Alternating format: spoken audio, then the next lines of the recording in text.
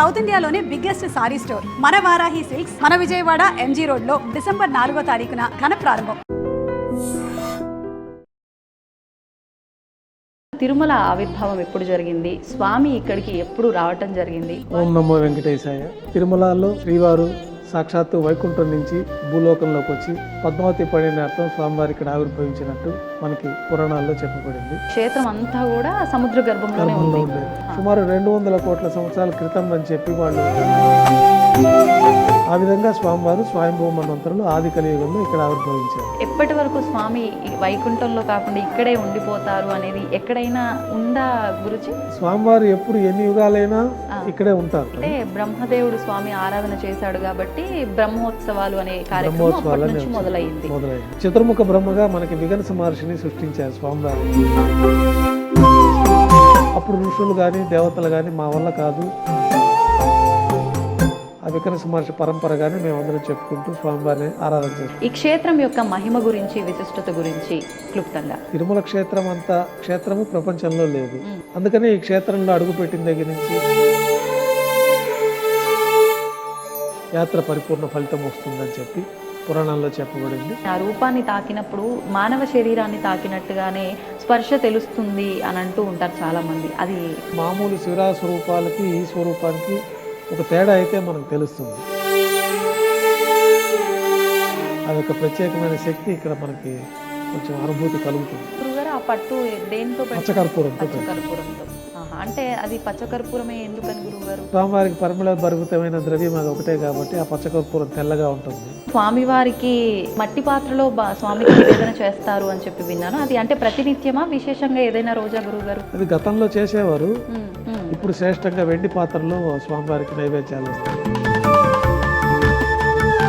ఆ బ్రహ్మదేవులు ఆరాధన కోసమని ఆ బంగారు పంచపాత్రలు ఉంటాయి. ఇప్పుడు మనకి డిసెంబర్ 30 నుంచి 10 రోజుల పాటు స్వామివారి విశేషమైన అంటే ఉత్తర ద్వారం దర్శనమైన గురువు. అంటే ఇక్కడ ఉత్తర ద్వారం అనేది ఇక్కడ సాంప్రదాయంలో లేదు.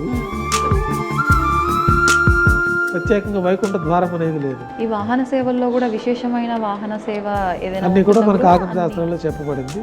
దాంట్లో స్వామివారికి అత్యంత ప్రాముఖ్యమైనది పెద్ద శేష వాహనము, తర్వాత గరుడ వాహనము, తర్వాత రథోత్సవం. ఈ 3 కూడా అత్యంత ప్రాశస్త్యమైనది.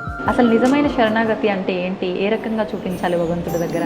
అంటే అన్నీ వదిలేసి మన పనే దైవంగా భావించాలి, ఫలితాన్ని స్వామివారికి వదిలేయాలి. గురుగారు, ఇప్పుడు అష్టాక్షరి మంత్రం యొక్క గొప్పతనం చాలా విశేషంగా చెప్తూ ఉంటారు. అసలు ఏంటి అష్టాక్షరి మంత్రం గొప్పతనం? పురాణాల్లో సులభమైన మార్గం అష్టాక్షరి మంత్రం. ఈ అష్టాక్షరి మంత్రాన్ని ఓం నమో నారాయణాయ, తర్వాత ఓం నమో భగవతే వాసుదేవాయ, ఈ 2 పరిపూర్ణమైన ఫలితాలు. గురుగారు, భగవంతుడు ముందు నమస్కరించేటప్పుడు 2 చేతులు మనకు అంటే ఏ పొజిషన్లో ఉంటే కరెక్ట్ నమస్కారం కిందకు వస్తుంది? హృదయం పొజిషన్లో ఉన్నప్పుడు ఒక నమస్కారం ఉంటుంది. శరణాగతి పొందినప్పుడు చేతులు పైకెత్తి నువ్వే దిక్కు స్వామి అని, ఆపదముకు అనాథరక్షక గోవింద అనే స్మరణ చేసి మొత్తం పైకి లేపేసి ఆ శరణాగతితోటి ఆ నమస్కారం చేసుకోవడం, హృదయపూర్వకంగా నమస్కారం చేసుకోవడం, హృదయాల నుంచి హృదయం దగ్గర ఉంటుంది. నమో వెంకటేశాయ.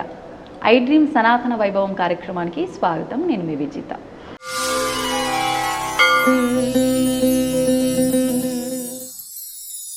కలియుగ ప్రత్యక్ష దైవం సాక్షాత్తు వెంకటేశ్వర స్వామి అని చెప్పి పెద్దవాళ్ళు చెప్తూ ఉంటారు. అటువంటి స్వామిని దర్శించుకోవటానికి లెక్కలేనంత భక్తులు స్వామివారి అనుగ్రహాన్ని పొందడం కోసం స్వామివారి క్షేత్రానికి బారులు తీరుతూ ఉంటారు. మరి అసలు స్వామివారి ఆవిర్భావం ఎలా జరిగింది, ఆలయ విశిష్టత ఏంటి, ఎంతమంది ఎన్ని రకాలుగా చెప్పినా మళ్ళీ మళ్ళీ స్వామివారి గురించి వినాలని అనిపిస్తుంది, మనకు తెలుసుకోవాలని అనిపిస్తుంది. దాన్ని కరెక్ట్గా చెప్పగలిగిన వ్యక్తి ఉంటే ఆ సమాచారాన్ని తీసుకోవడానికి నిజంగా మనకు ఎంత అదృష్టం ఉండి ఉంటుందో అనిపిస్తుంది. అటువంటి వ్యక్తే ప్రస్తుతం నాతో పాటు ఉన్నారు. తిరుమల శ్రీవారి ఆలయ ప్రధాన అర్చకులు వేణుగోపాల్ దీక్షితులు గారు. ఇప్పుడు గురువుగారితో మాట్లాడి క్లుప్తంగా స్వామివారికి సంబంధించిన వివరాలు కానివ్వండి, క్షేత్రానికి సంబంధించిన విశిష్టతలు, మహిమల గురించి సవివరంగా అడిగి తెలుసుకునే ప్రయత్నం చేద్దాం. నమో వెంకటేశాయ స్వామి. గురుగారు, స్వామి గురించి చెప్పాలంటే అసలు మాటలే సరిపోవని చెప్పాలి. అసలు ముందుగా తిరుమల అనంటే పెద్దవాళ్ళ నుంచి చిన్నవాళ్ళ వరకు ఎటువంటి తారతమ్యం లేకుండా ఎప్పుడు స్వామిని చూస్తామా అనే ఒక ఆతృతతో ఉంటూ ఉంటారు. అంటే విశేషంగా ఈ క్షేత్రానికి ఒక ఆకర్షణ ఉంది అని కూడా చెప్తుంటారు. మనం ఇవన్నీ మాట్లాడుకోబోయే ముందు అసలు తిరుమల ఆవిర్భావం ఎప్పుడు జరిగింది, స్వామి ఇక్కడికి ఎప్పుడు రావటం జరిగింది, వాటి గురించి మాట్లాడుకుందాం. ఓం నమో వెంకటేశాయ. భక్తులందరికీ శ్రీవారి ఆశీస్సులు ఎల్లవేళలా ఉండాలని కోరుకుంటూ, తిరుమలలో శ్రీవారు సాక్షాత్తు వైకుంఠం నుంచి భూలోకంలోకి వచ్చి పద్మావతి పడినార్థం స్వామివారి ఇక్కడ ఆవిర్భవించినట్టు మనకి పురాణాల్లో చెప్పబడింది. స్వామివారు ఆవిర్భవించింది మనకి పంచాంగ గణనం ప్రకారం స్వయంభూ మన్వంతర కాలంలో ఆది కలియుగంలో స్వామివారి ఇక్కడ ఆవిర్భవించారన్నది పురాణాల ద్వారా తెలుస్తున్నది. ఆది మన్వంతరం అంటే సుమారుగా ఏ యుగంలో అలా ఏమైనా? అంటే మనకి పంచాంగ గణనం ప్రకారము 4 యుగాలు, కృతయుగము, ద్వాపరయుగము, త్రేతాయుగము, కలియుగము. ఈ 4 యుగాలు కలిపితే 43 లక్షల చిల్లర సంవత్సరాలు వస్తాయి. అట్లాంటివి 72 ఒక మనువు పరిపాలిస్తారు.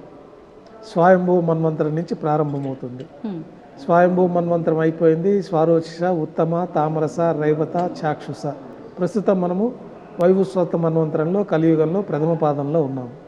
ఈ లెక్కల ప్రకారం 43,22,000 ఇంటూ 72 ఇంటూ 6 అయిపోయిన తర్వాత అది ఎంత వస్తుంది అనేది మనకి దాదాపు 200 కోట్ల సంవత్సరాలకు పైగానే వస్తుంది మనకి ఆ లెక్క చూస్తే. దానికి నిదర్శనంగా కూడా మనకి ఈ తిరుమల క్షేత్రములో శిలాస్వరూపాలు మన దీనికి ఇక్కడ సహజ శిలాతోరణం ఉన్నది. ఈ శిలల యొక్క స్వరూపం వయసు ఎంత అన్నది కూడా ఆర్కియాలజీ వాళ్ళు నిర్ధారణ చేస్తున్నారు. ఇదంతా కూడా ఒకప్పుడు సముద్ర గర్భంలో ఉండేదని, దీని శిలల వయసు సుమారు 200 కోట్ల సంవత్సరాలకి పూర్వం అనేసి. అంటే ఈ శేషాచల కొండలు అని చెప్పుకునే క్షేత్రం అంతా కూడా సముద్ర గర్భంలోనే ఉండేది. సుమారు 200 కోట్ల సంవత్సరాల క్రితం అని చెప్పి వాళ్ళు, ఇప్పుడు మన శిలాతోరణాన్ని మీరు దర్శించినట్లయితే అక్కడ ఆర్కియాలజీ డిపార్ట్మెంట్ వాళ్ళు దాన్ని పరిశోధించి డిక్లరేషన్ అక్కడ పెట్టున్నారు.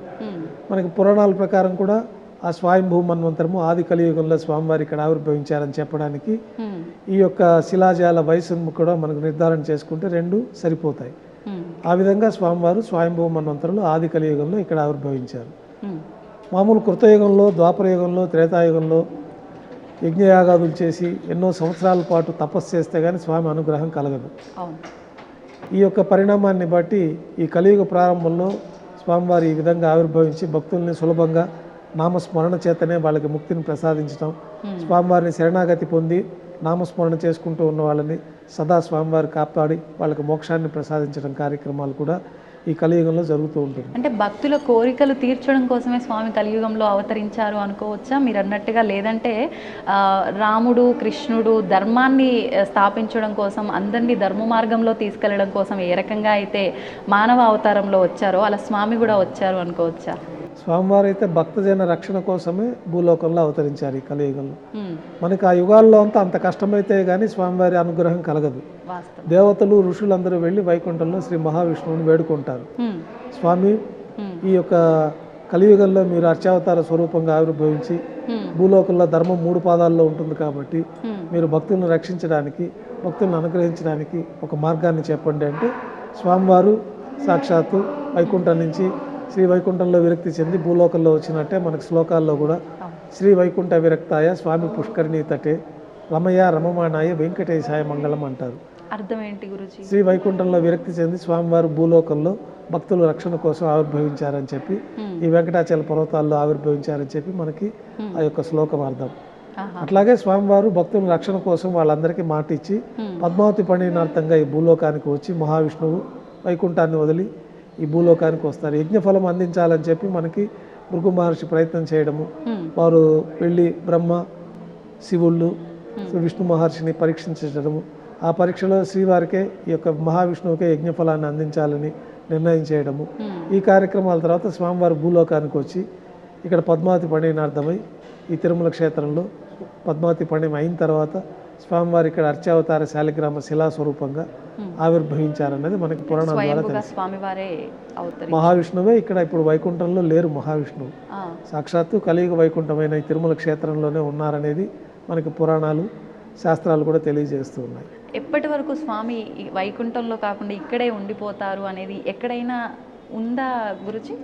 స్వామివారు ఎప్పుడు ఎన్ని యుగాలైనా ఇక్కడే ఉంటారు. ఇక్కడే ఉంటారు. దానికి నిదర్శనంగానే మనకి త్రేతాయుగంలో రాముల వారి అవతారం ఉంది. అవును. రాముల వారికి ఆంజనేయ స్వామి వారు అత్యంత సేవకులుగా సేవలు అందిస్తారు. ఆంజనేయ స్వామి తల్లి మనకి ఇక్కడ వచ్చి అంజనాదేవి తపస్సు చేసినట్లుగా, అందుకను ఆంజనేయ స్వామి పుత్రుడిగా లభించినట్టు కూడా మనకి పురాణాల ద్వారా తెలుస్తూ ఉన్నది. ఆంజనేయ స్వామి, అందుకే మనకు అంజనాద్రి అనే ఒక పర్వతం కూడా ఉన్నది ఇక్కడ. 7 కొండల్లో అంజనాద్రి అనే ఒక పర్వతం కూడా ఉంది.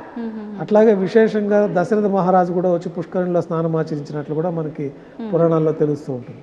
అంటే ఆది కలియుగంలో స్వామివారు ఆవిర్భవించిన అన్ని యుగాలలో స్వామివారు ఇక్కడ తిరుమల క్షేత్రంలోనే ఉన్నారని చెప్పి ఎంతో మంది ఋషులంతా కూడా ఆయా యుగాలలో వచ్చి స్వామివారిని దర్శించుకొని స్వామివారి అనుగ్రహాన్ని పొందారన్నది కూడా మనకి పురాణాల ద్వారా మనకి ఈ విషయాలన్నీ తెలియపరుస్తాయి. ఇప్పుడు స్వామివారు అంటే విశేషంగా ఇక్కడ ఆవిర్భవించడానికి కొన్ని రకాల రీజన్స్ చెప్తూ ఉంటారు. అంటే ఏదో పర్పస్ మీద, అంటే అమ్మవారి కోసమో ఏదో ఒక పర్పస్ భక్తుడి కోసమో ఇక్కడికి రావడం జరిగింది.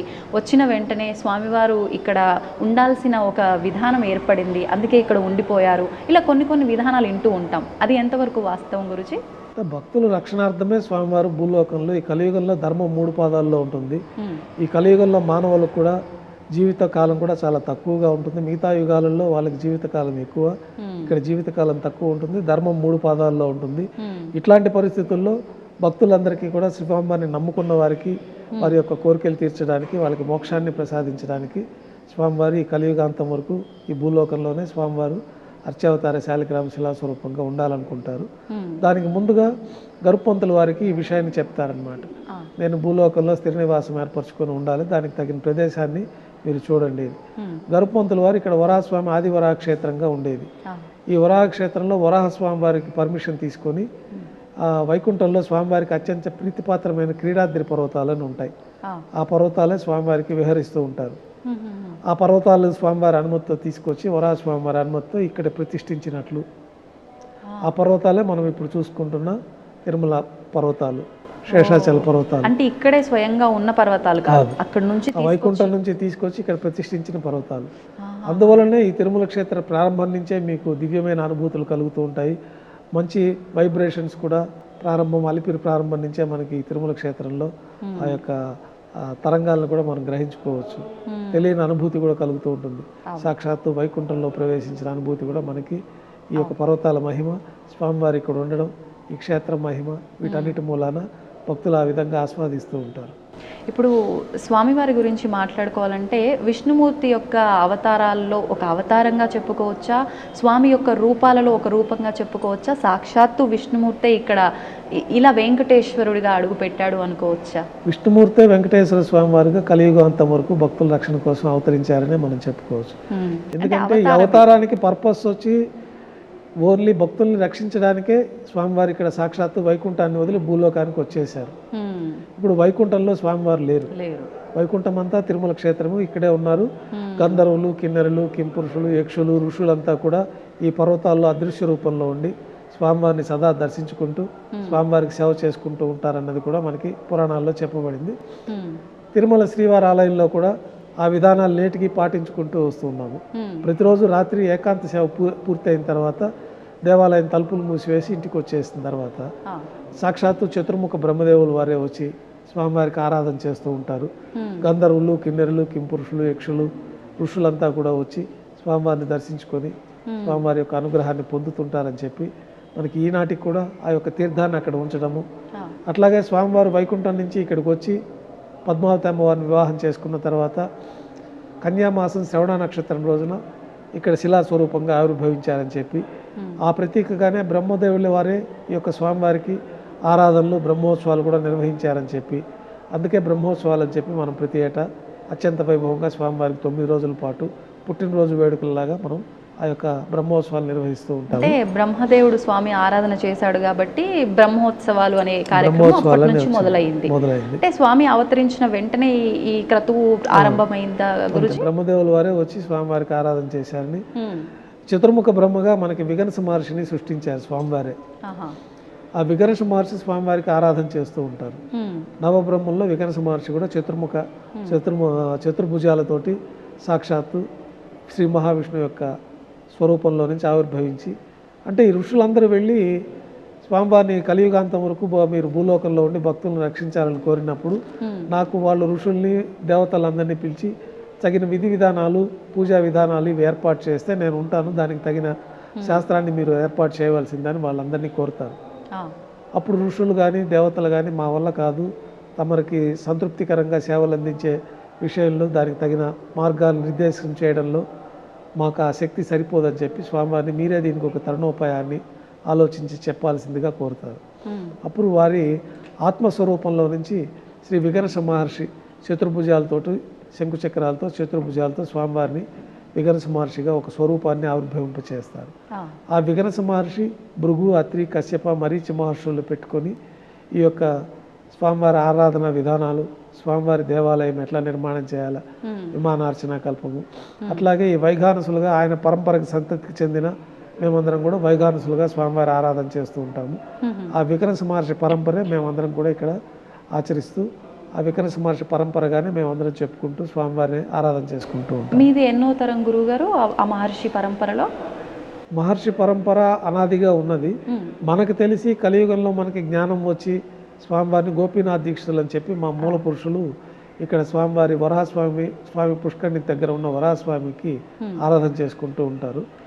అయితే ఈ యుగాలన్నీ ప్రళయాలు వచ్చి ఒక్కొక్క యుగం పూర్తి అయిపోతూ ఉంటుంది. మనం ఎన్నో వేల యుగాలకు ముందే ఇక్కడ స్వామివారు ఉన్నారని, ప్రతి యుగంలోనూ ఈ విధంగా స్వామివారు ఈ ప్రళయాలు వచ్చి ఈ భూమండలం అంతా కూడా సముద్ర గర్భంలోకి వెళ్ళిపోవడం, తర్వాత యుగం ప్రారంభంలో సృష్టి మొదలవ్వడం, జీవగణాలకి మనుష్య గణాలకి తగిన వాతావరణాన్ని ఏర్పరచడం, ఇవంతా కూడా స్వామివారు వరాహస్వామివారు అనే స్వరూపంతో చేస్తూ ఉంటారు. ఈ వరాహస్వామివారు కూడా ఈ భూమండలం అంతా సముద్ర గర్భంలో ఉన్నప్పుడు శ్రీ మహావిష్ణువు ముక్కులో నుంచి ఒక చిన్న స్వేద బిందువులాగా ఒక బిందువు వచ్చి ఆ బిందువు ప్రళయాకారంగా వృద్ధి చెంది ఈ సముద్ర గర్భంలో ఉన్న ఈ యొక్క భూమండలాన్ని భూమాతను తీసుకొచ్చి తిరిగి జీవన విధానానికి ఏర్పాటు చేసిన విధంగా మనకి పునఃసృష్టి జరిగినట్లుగా చేయడం అనేది కూడా మనకి వరాహ అవతారం ప్రాముఖ్యంలో తెలుస్తూ ఉంటుంది. అందువల్ల ఈ భూమండలానికి అధిపతిగా వరాహస్వామి వారిని మనం ప్రార్థన చేసుకుంటూ ఉంటాం. స్వామివారి పైన ముక్కు పైన హిరణ్యాక్షులు అనే ఒక రాక్షసుడిని సంహరిస్తారు సముద్ర గర్భంలో. హిరణ్యాక్షుడు, హిరణ్యకశిపులు వీళ్ళంతా కూడా స్వామివారికి ఒక శాపం వల్ల శత్రువులుగా కొన్ని యుగాలు మీరు మాకు ఉంటారా, మిత్రులుగా కొన్ని యుగాలు ఉంటారంటే శత్రువులుగానే తక్కువ యుగంలో మీకు మళ్ళా ద్వారపాలకులుగా మేము వచ్చేస్తామని చెప్పడము. కానీ ఎవరైనా భక్తుడిగా ఉండాలనుకుంటారు కానీ వారెందుకని వరం అలా కోరుకొని ఉంటారు గురుజీ? అంటే వాళ్ళకి ఇన్ని యుగాల పాటు మీరు శత్రువుగా ఉంటే కొద్ది సమయం తక్కువ సమయంలో మీరు తిరిగి నా యొక్క వైకుంఠంలో ప్రవేశించవచ్చు. మిత్రులుగా ఉన్నారంటే ఎక్కువ కాలము మిత్రత్వంగానే ఉండాల్సి ఉంటుంది కానీ వైకుంఠంలో ప్రవేశం ఉండదనేది అప్పుడు వారి మధ్య ఒడంబడిక. దాన్ని వారు ద్వారపాలకులు లేదు మేము శత్రువుగా ఉండైనా తిరిగి మేము అంతకాలం భరించలేము మిమ్మల్ని వదిలి, కాబట్టి త్వరగా మీ వైకుంఠంలో వచ్చి ద్వారపాలకులుగా మేము ఉంటామని చెప్పి హిరణ్యాక్షుడు, హిరణ్యకశిపుల రూపంలో వాళ్ళందరూ కూడా అల్లకల్లోలం సృష్టిస్తూ ఉంటారు. వారిని స్వామివారు ఆ యొక్క హిరణ్యాక్షుడిగా చంపేటప్పుడు వరాహ స్వరూపంలో వచ్చి చంపుతారు. హిరణ్యకశిపుల్ని కృతయుగంలో నరసింహస్వామి రూపంలో వచ్చి వారిని సంహరిస్తారు. ఈ విధంగా మనకు పురాణాల్లో చెప్పబడింది. మరి అంతటి వాళ్ళ వరం ప్రకారమే వాళ్ళు అంటే స్వామికే విరుద్ధంగా ఒక వరం కోరుకొని అలా వాళ్ళు స్వామివారి చేతిలోనే ఇంకొక అవతారంలో వధించబడ్డారు. మరి వాళ్ళ కడుపులోనే మళ్ళీ అంటే ప్రహ్లాదుడు విష్ణుకి అమితమైన భక్తుడిగా పుట్టడం కూడా అదేమైనా రీజనా? అదే వాళ్ళ సంహారానికి ఒక మార్గం కావాలి కాబట్టి మనకి హిరణ్యకశిపులు వారు విష్ణువుని ద్వేషిస్తూ ఉంటారు కాబట్టి తానే భగవంతుడు అనే కోరికల వల్ల బ్రహ్మదేవుడి దగ్గర తపస్సు చేసి ఈ యొక్క మరణం అనేది లేకుండా అందరికీ అధిపతి తానే నేనే దేవుడు అనే వరాన్ని వాళ్ళు పొంది ఉంటారు కాబట్టి వారి కడుపులోనే వాళ్ళకి ఈ ప్రహ్లాదుడి రూపంలో జన్మించడము, ఆ ప్రహ్లాదుడు విష్ణు భక్తితో ఉండడము, తర్వాత హిరణ్యకశిపుల వారికి కోపం రావడము, వారిని నానా విధాలుగా ప్రహ్లాదుడిని హింసించడము, ఆ సమయంలో స్వామివారు సదా ప్రహ్లాదుడిని కాపాడుకుంటూ రావడము, చివరిగా ఆయన్ని సంహరించాలంటే ఈ భూమండలం మీద కానీ ఆకాశంలో కానీ సముద్రంలో కానీ నేలలో కానీ ఇట్లా మృత్యువు లేకుండా కోరికలు కోరి ఉంటారు.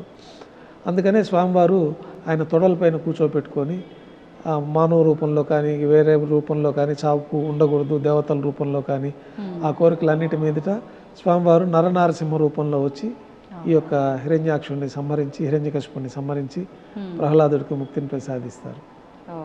అంటే ప్రతిదీ ఏం జరిగినా కూడా అది దాని వెనకాల ఒక ఆంతర్యంతో స్వామి సృష్టించిన విధానం ఇదంతా కూడా ఓకే. మీరు అన్నట్టుగా ఇందాక ఒక మాట అన్నారు, అంటే కలియుగంలో స్వామి నామస్మరణే చాలు, ముందటి యుగాలలాగా హోమాలు యాగాలు యజ్ఞాలు అవసరం లేదు, అంటే కలో వెంకట నాయక అంటూ ఉంటారు. దానికి అర్థం అదేనా? దాన్ని ఏ రకంగా అర్థం చేసుకోవచ్చు? అంటే కలియుగంలో వెంకటేశ్వర స్వామి ప్రథమ దేవత, కలో వెంకట నాయక. అట్లాగే వెంకటాద్రి సంస్థానం బ్రహ్మాండే నాస్తి కించన వెంకటేశ సమోదేవో నభూతో నభవిష్యతి. ఈ వెంకటాచల పర్వతాలు అంత పవిత్రమైన ప్రదేశం లేదు, ఈ వెంకటేశ్వర స్వామి వారి మించిన దైవం లేదనేది మనకి పురాణాల్లో కూడా చెప్పబడింది. అదే వెంకటాద్రి సంస్థానం బ్రహ్మాండే నాస్తి కించన, ఈ బ్రహ్మాండంలో ఇంతకు మించిన సంస్థానం లేదు. వెంకటేశ సమోదేవో నభూతో నభవిష్యతి. ముందు కానీ తర్వాత కానీ ఇంతటి మహిమాన్వితమైన దేవతామూర్తులు, అంత సమానమైన దేవతలు ఎవరు లేరన్నది కూడా మనకి ఈ పురాణాల ద్వారా తెలుస్తూ ఉంటుంది. అందువల్లే స్వామివారిని గోవిందనామ స్మరణ చేతనే ఆయనాన్ని శరణాగతి పొందిన వారికి సమస్తమైన కోరికలను తీర్చడం. భక్తులందరూ కూడా గతంలో చాలా పరిమిత సంఖ్యలో వచ్చేవాళ్ళు, జీవితకాలంలో ఒక్కసారి వచ్చి స్వామిని దర్శించుకుంటేనే వాళ్ళ జీవితం ధన్యమైపోయిందని భావించే పరిస్థితులు ఉండేవి. తర్వాత ఈ సౌకర్యాలు పెరగడము, స్వామివారి అనుగ్రహం చేత వాళ్ళందరూ తిరిగి తిరుమల క్షేత్రాన్ని సందర్శించడము, వారి కోరికలన్నీ కూడా పరిపూర్ణంగా తీర్చుకోవడం, సంపూర్ణమైన ఆనందంతో తిరిగి వారి గ్రామాలకు వెళ్ళడం జరుగుతూ ఉంటుంది. ఆ స్వామివారి అనుగ్రహము ప్రతి భక్తుడికి స్వీయ అనుభవాలు ఎన్నో విధాలుగా అనుభవించి ఉంటారు. అందుకే తిరిగి స్వామివారిని వచ్చి దర్శనం చేసుకుంటూ ఉంటారు. అంటే తిరిగి వస్తున్నప్పటికీ అసలు మొదటగా అడుగు పెట్టాలన్నా కూడా స్వామి ఆయన పిలుచుకుంది, అసలు ఈ క్షేత్ర ప్రాంగణంలో కూడా అడుగు పెట్టడానికే వీలు లేదు, ఆయన పిలుచుకుంటాడు భక్తులను అలా అంటారు. అది వాస్తవమే అంటారా? అంతే. స్వామివారి అనుగ్రహం లేదే మనకు స్వామి దర్శనం లభించదు. మనం కోరుకుంటే ఆయన దర్శనం రాదు. స్వామివారు అనుగ్రహిస్తేనే మనకి దర్శనం వస్తుంది. అనుగ్రహం రావాలంటే మనం సదా ఆయన్ని నమ్మి శరణాగతి పొంది నువ్వే దిక్కు స్వామి అని మనం బయలుదేరితే తప్పకుండా స్వామివారి వారికి ఎలాంటి ఇబ్బందులు లేకుండా దర్శనాలంతా కూడా జరిగి స్వామివారి యొక్క అనుగ్రహాన్ని కూడా పొందే మార్గాలన్నీ కూడా స్వామివారే సూచిస్తారు. ఓకే గురుగారు, ఇప్పుడు క్షేత్రం అనగానే అంటే వెళ్ళి ఒక ద్వారం నుంచి వచ్చే అంత చిన్న క్షేత్రం అయితే ఏం కాదు. సాక్షాత్తు స్వామివారు 7 కొండల పైన కొలువై ఉన్నారు. ఈ క్షేత్రం యొక్క మహిమ గురించి, విశిష్టత గురించి క్లుప్తంగా. తిరుమల క్షేత్రం అంత క్షేత్రము ప్రపంచంలో లేదు. ఇంతటి స్వామి ప్రపంచంలో మరెవరూ సాటి రారు. అందుకనే ఈ క్షేత్రంలో అడుగుపెట్టిన దగ్గర నుంచి వాళ్ళల్లో ఉండే సమస్తమైన దోషాలు తొలగిపోవడము. ఈ తిరుమల క్షేత్రంలో మొట్టమొదటిసారిగా కూడా ఈ క్రమం ఎట్లా చెప్పబడి ఉందంటే, ఈ స్వామివారికి స్థలం ఇస్తారు. ఇచ్చినప్పుడు స్వామివారు అక్కడ ఉత్తర నైరుతి భాగంలో, దక్షిణ నైరుతి భాగంలో స్వామివారు ఆవిర్భవించి ఉంటారు. అయితే గోపీనాథ దీక్షల వారికి వరాహస్వామి చెప్తారు, ఈ కలియుగాంతంలో, ఈ కలియుగ ప్రారంభంలో స్వామివారు అక్కడ ఉన్నారన్న సంగతి మనకు తెలియదు కదా. అప్పుడు ఆయనకి మన గోపీనాథ్ దీక్షితుల వారు, మా మూల పురుషులకి, ఈ వరాహస్వామి వారి దక్షిణ నైరుతిలో చింత చెట్టు కింద వాల్మీకం అంటే పాము పుట్ట కింద స్వామివారు శిలాస్వరూపం ఉన్నది. అర్చావతార స్వరూపంగా స్వామివారి శిలాస్వరూపం స్వరూపం అక్కడ ఉంది. మీరు ప్రతిష్ఠించి ఆగమన ప్రకారంగా ఆరాధనలు చేయవలసిందని ఆజ్ఞాపిస్తారు. తర్వాత గోపీనాథ్ దీక్షితుల వాళ్ళు రంగదాసుడు అనే భక్తుని ద్వారా వెళ్ళి అక్కడ స్వామివారిని తీసుకొని ప్రతిష్ఠించి ఫస్ట్ దారోష్ణమైన గోక్షీరంతో స్వామివారికి అభిషేకం గావించి ఆగమోక్తంగా ప్రతిష్ఠ జరుగుతుంది. ఆనాటి నుంచి నేటి వరకు కూడా వైఖానస భగవత్ శాస్త్రం ప్రకారమే స్వామివారికి ఆరాధన జరుగుతూ ఉంటుంది. ఈ వరాహ స్వామివారికి ఇక్కడ స్థలం ఇచ్చేక ముందు ఒక ఒడంబడిక ఏర్పాటు చేసుకుంటారు. ఏంటి గురువుగారు? ముందుగా వరాహ స్వామివారికే దర్శనం చేసుకోవాలి. వరాహస్వామిలో పుష్కరిణిలో స్నానం ఆచరించడం, తర్వాత వరాహస్వామి వారి దర్శనం చేసుకోవడం, తర్వాతనే శ్రీ వెంకటేశ్వర స్వామి వారి దర్శనం చేసుకుంటే యాత్ర పరిపూర్ణ ఫలితం వస్తుందని చెప్పి పురాణాల్లో చెప్పబడి ఉంది. ఆ యొక్క సాంప్రదాయం ప్రకారం నేటికి కూడా ముందుగా శ్రీ వరాహస్వామి వారికే పూజలు ప్రారంభమవుతాయి. ముందుగా నైవేద్యం కూడా వరాహస్వామి వారికి నైవేద్యం అయిన తర్వాతనే స్వామివారికి నైవేద్యం జరపబడుతూ ఉంటుంది. ఈ మహిమాన్వితమైన క్షేత్రంలో భక్తులందరూ కూడా వచ్చి స్వామివారి యొక్క దివ్యమంగళ శక్తిని, స్వామివారి యొక్క స్వరూపాన్ని దర్శించుకొని క్షణకాలం దర్శించుకుంటారు. మళ్ళీ స్వరూపం అనేది గుర్తుండదు. మళ్ళీ వెనక్కి తిరిగి స్వామివారిని దర్శించుకోవాలనే ఒక అనుభూతి వాళ్ళకి ఎక్కువగా ఉంటుంది. ఎందుకని అంటారు గురువుగారు అలా? అంటే సాక్షాత్తు శాలిగ్రామ శిలా స్వరూపము, అతీతమైన శక్తి కళ స్వరూపం కాబట్టి అది మనకి మనసులో నిలబడదు ఆ స్వరూపం. మళ్ళీ ఇంకొకటి కూడా గురువుగారు, అంటే అందరూ చెప్తూనే ఉంటారు అక్కడ పురోహితులు, ప్రతి ఒక్కరూ, సెక్యూరిటీ వాళ్ళు, సిబ్బంది ఎవరైనా ఉన్నా కూడా కళ్ళు మూసుకొని అస్సలు స్వామిని మీరు దర్శించుకోవద్దు, కళ్ళు తెరిచి చూడండి అని. అయినా కూడా తెలియకుండానే రాగానే కళ్ళు మూసుకొని నమస్కారం చేస్తూ ఉంటాము. వచ్చే దగ్గర నుంచి అక్కడ స్వామి ముందుకు వచ్చే వరకు ఎన్నెన్నో కోరికలు అనుకుంటూ వస్తాం మనసులో, అక్కడికి వచ్చేసరికి అసలు ఏమీ గుర్తుండవు, అన్నీ మర్చిపోతాము. ఎందుకంటారు అలా? అంటే తెలియకుండానే స్వామివారిని మనసులో నిలుపుకోవాలని చెప్పి వాళ్ళు కళ్ళు మూసుకోవడం అనేది వాళ్ళకి తెలియకుండానే జరుగుతుంది. కానీ మనం స్వామివారిని ఆపాదమస్తకం పాదాల నుంచి శిరస్సు వరకు దర్శనం చేసుకోవాలన్నది మనకి ఆగమ శాస్త్రాల్లో చెప్పవచ్చు. పాదాది మూర్ధ పర్యంతమని మనకి పాదాల నుంచి స్వామివారిని దర్శన క్రమం కూడా ఆ విధంగా తెలియపరుచున్నది. భక్తులందరూ కూడా ఆ క్షణకాలంలో స్వామివారిని దర్శించుకున్న దాంట్లో ఈ యొక్క ఏమేమి కోరుకోవాలనుకున్నారో కూడా అన్నీ మర్చిపోతారు. అయితే వారు కోరుకోకపోయినా వారికి ఏం కావాలో స్వామివారు తప్పకుండా వాళ్ళు అనుకున్న దానికంటే ఎక్కువగానే ప్రసాదిస్తారు. చాలామందికి అది స్వీయ అనుభవం ఉంటుంది.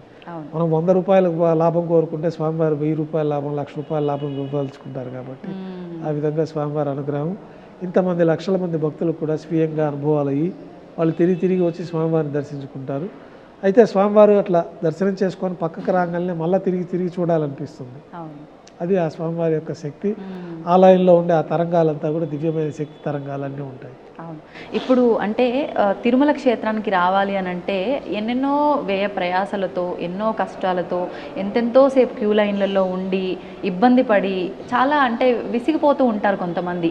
అవన్నీ స్వామివారికి ముందు గర్భగుళ్ళ ముందరకు వచ్చేసరికి అన్నీ మర్చిపోతారు. ఎందుకు అంటే ఆయన ముగ్ధ మనోహరమైన రూపం చూసి అట్లా అందరూ కూడా నిలబడిపోతారు ఒక క్షణం అని చెప్పొచ్చు. ఒక్కసారి ఆయన రూపం గురించి మనం మాట్లాడుకుందాం విశేషంగా. అంటే స్వామి శంఖ చక్రాలతో ఎంత అందంగా ఒక్కొక్క రోజు ఒక్కొక్క అలంకరణతో ఒక్కొక్క రకమైన ఆభరణంతో కనువిందు చేస్తూ ఉంటారు భక్తులందరినీ కూడా.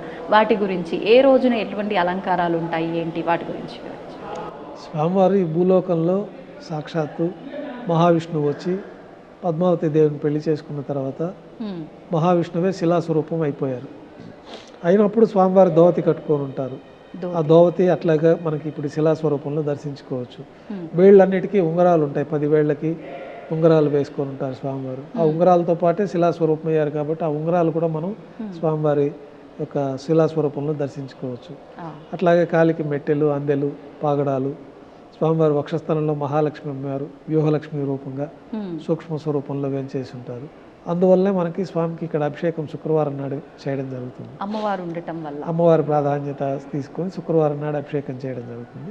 శుక్రవారం నాడు మూలవర్ల అభిషేకంతో పాటు వక్షస్థలంలో ఉన్న మహాలక్ష్మి అమ్మవారికి కూడా విశేషంగా పసుపు జలంతో అభిషేకం జరుగుతుంది.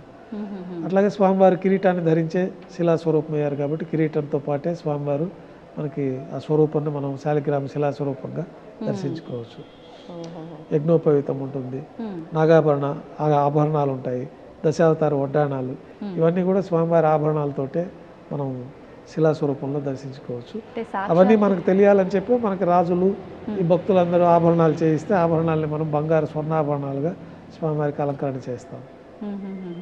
అంటే సాక్షాత్తు ఇప్పుడు ఒక మానవ రూపంలో అంతా అలంకరించుకొని స్వామి మన ముందు ఉంటే ఎలా ఉన్నారో ఆ రకంగా స్వామివారు విగ్రహ రూపంలోకి మారిపోయారు కాబట్టి అదే విధమైన అలంకరణలు నిత్యము చేస్తూ ఉంటారు. మనం కావాలంటే ఆ స్వరూపాన్ని ఒక శుక్రవారం నాడు మాత్రమే అభిషేకం సేవ దొరికిన వాళ్ళకి మాత్రమే స్వామివారి ఆభరణాలు కానీ వస్త్రాలు కానీ ఏమీ లేకుండా శాలిగ్రామ శిలా స్వరూపాన్ని మనం శుక్రవారం రోజు మాత్రమే.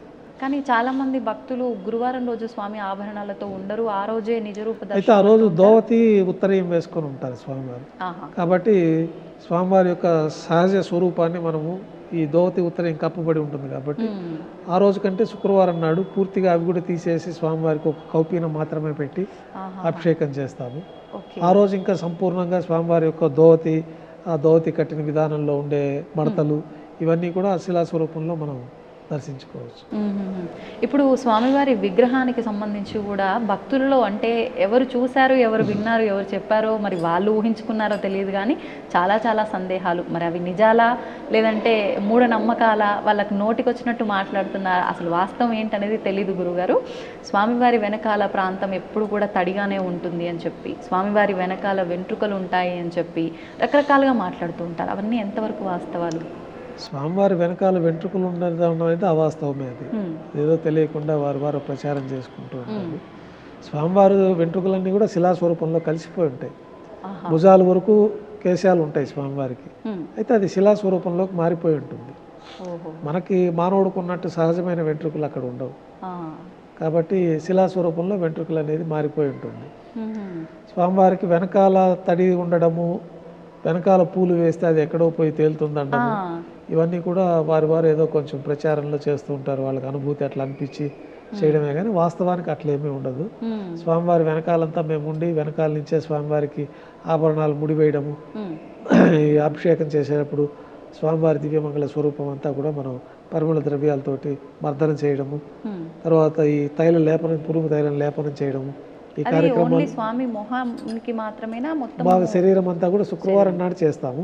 ప్రతిరోజు మొహానికి మాత్రమే ఈ పురుగు తైలం లేపనం చేయడం జరుగుతుంది. ఎందుకని గురువుగారు విశేషంగా ఈ తైలం రాయడం? వర్చస్సు తేజస్సు బాగా భక్తులకు దర్శనం కోసం అని అనాది నుంచి ఆ పద్ధతిని మనం అవలంబిస్తూ ఉన్నాము. అదేవిధంగా ఈరోజు కూడా మనం స్వామివారికి పునుగు తైలం లేపనం చేయడం అనే కార్యక్రమం సుప్రభాత సేవలో చేస్తాము. స్వామివారిని దర్శించుకునేటప్పుడు స్వామి ఎటు సైడ్ నుంచి నించొని చూస్తున్నా కూడా నా సైడే చూస్తున్నాడు, స్వామి నన్ను చూసి నవ్వుతున్నాడు, ఎంత చక్కటి ఆ నవ్వు కదా అనిపిస్తుంది. అంటే ప్రతి ఒక్కళ్ళు అదే భావన కలుగుతుంది. నిజంగా స్వామి నవ్వుతారా? ఆ విగ్రహం, ఆ ముఖమే అలా అనిపిస్తుందా? ఎప్పుడు స్వామి నవ్వు ముఖం ప్రసన్నవదనంతోనే ఉంటారు. భక్తులకు కూడా వారికి ఆ విధంగానే దర్శనం. మనకి స్వామివారు కూడా మనకు ఆగమ శాస్త్రాల్లో చెప్పినట్లు పొద్దున బాల్యంలో ఉంటారు, బాల్యంలో, మధ్యాహ్నం నడి వయసులో ఉంటారు, సాయంకాలం పెద్దవారిగా ఉంటారు. ఆ 3 స్వరూపాల్లో మనకి స్వామివారు కనిపిస్తారు. అనుభూతి మేము వెళ్తూ ఉంటాం కాబట్టి మాకు అనుభూతి తెలుస్తుంది. పొద్దున బాల్యంలో ఉన్నట్టుగా స్వామివారు చక్కగా ఉంటారు, మధ్యాహ్నం యవ్వనంలో ఉన్నట్టు బాగా తేజవంతంగా ఉంటుంది.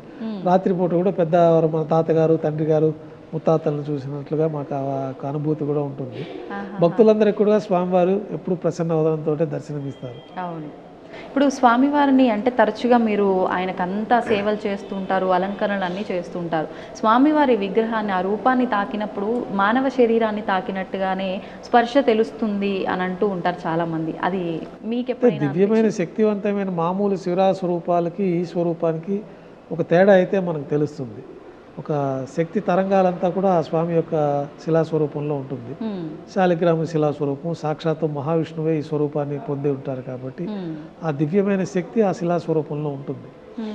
మనకు ఆ తేడా మామూలుగా వేరే దేవాలయాల్లో స్వామిని స్పృశించినప్పుడు, ఇక్కడ స్వామివారిని స్పృశించినప్పుడు ఆ యొక్క ప్రత్యేకమైన శక్తి ఇక్కడ మనకి కొంచెం అనుభూతి కలుగుతుంది.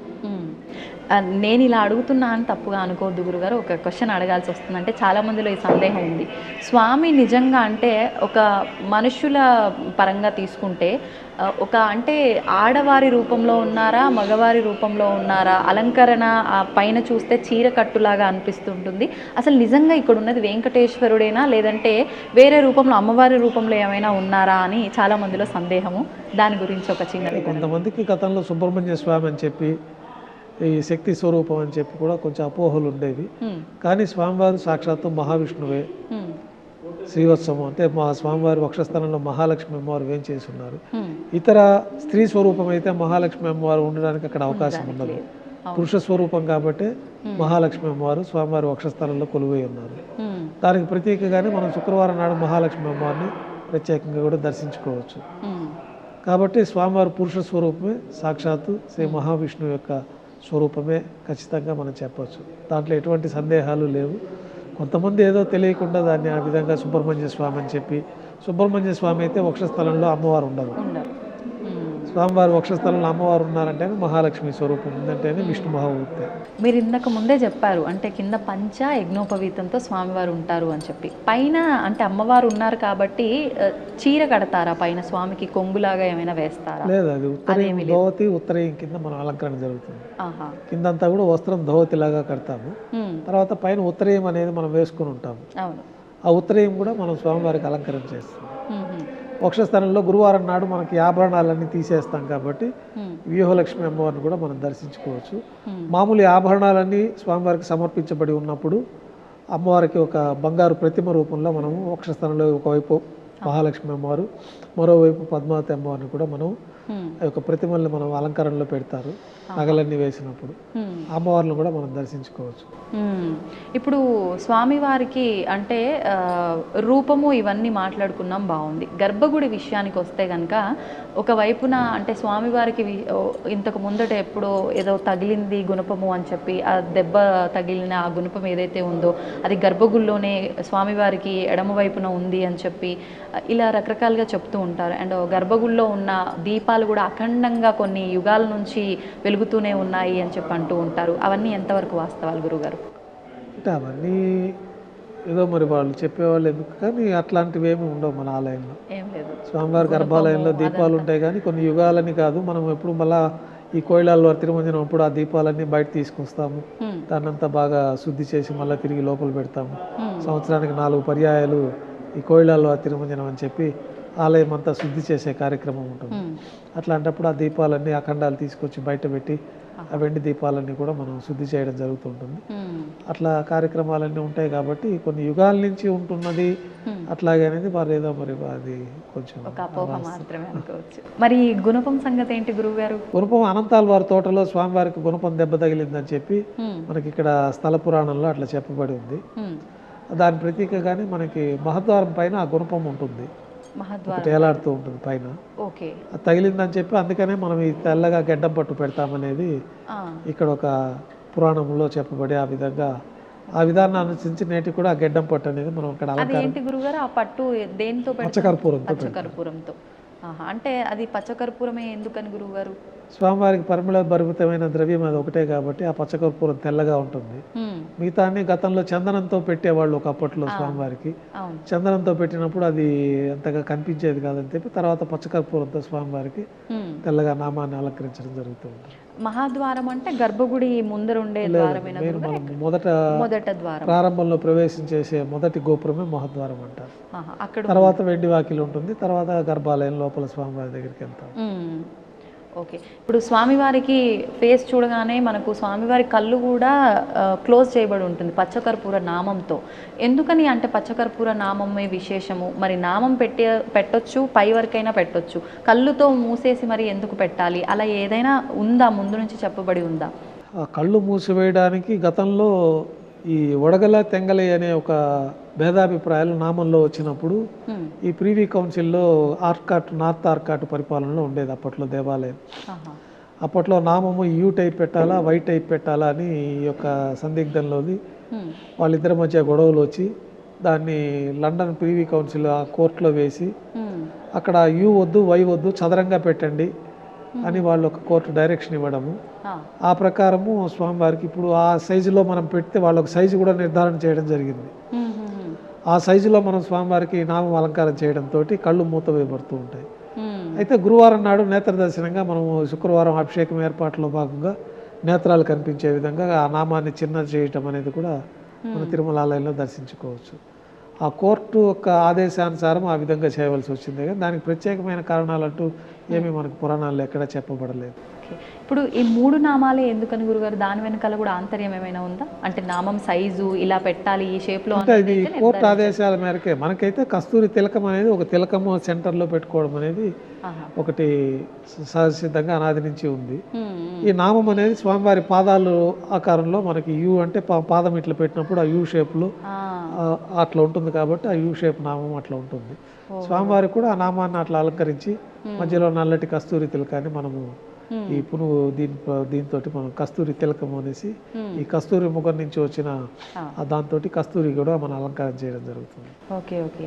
అయితే చాలా మంది విశ్వసిస్తూ ఉంటారని నేను విన్నాను, అది వాస్తవమో ఏంటో తెలియదు కానీ తిరుమల క్షేత్రంలో కూడా అంటే షాపింగ్ మాల్స్ వాళ్ళు కానివ్వండి, ఇక్కడ నివసించే వారందరూ కూడా మిగతా రోజులంతా స్వామి పచ్చకర్పూర నామంతో కళ్ళు కప్పవేయబడి ఉంటాయి. గురువారమో మీరు చెప్పినట్టుగా ఒక్కరోజు మాత్రమే తీయబడి ఉంటుంది.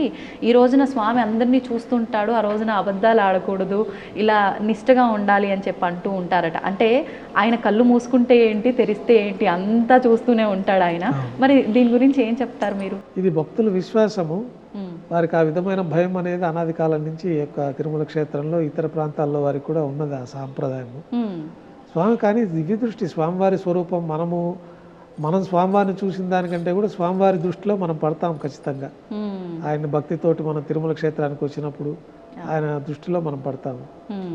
అది దివ్య దృష్టితో ఉంటారు కానీ స్వామివారి ఇట్లా నేత్రాలు తెలిసి డైరెక్ట్గా మనం చూసినట్టు చూసే విధానం మనకు ఉండదు కదా. ఇప్పుడు మీరు ఇంతకు ముందర చెప్పినట్టు స్వామివారికి వేసిన మాలలు ఇవన్నీ కూడా వెనకాల వేస్తే ఎక్కడో తెలడం, ఇదంతా అవాస్తవం. మరి ఈ స్వామివారికి ఉపయోగించినవన్నీ ఏం చేస్తుంటారు గురువుగారు?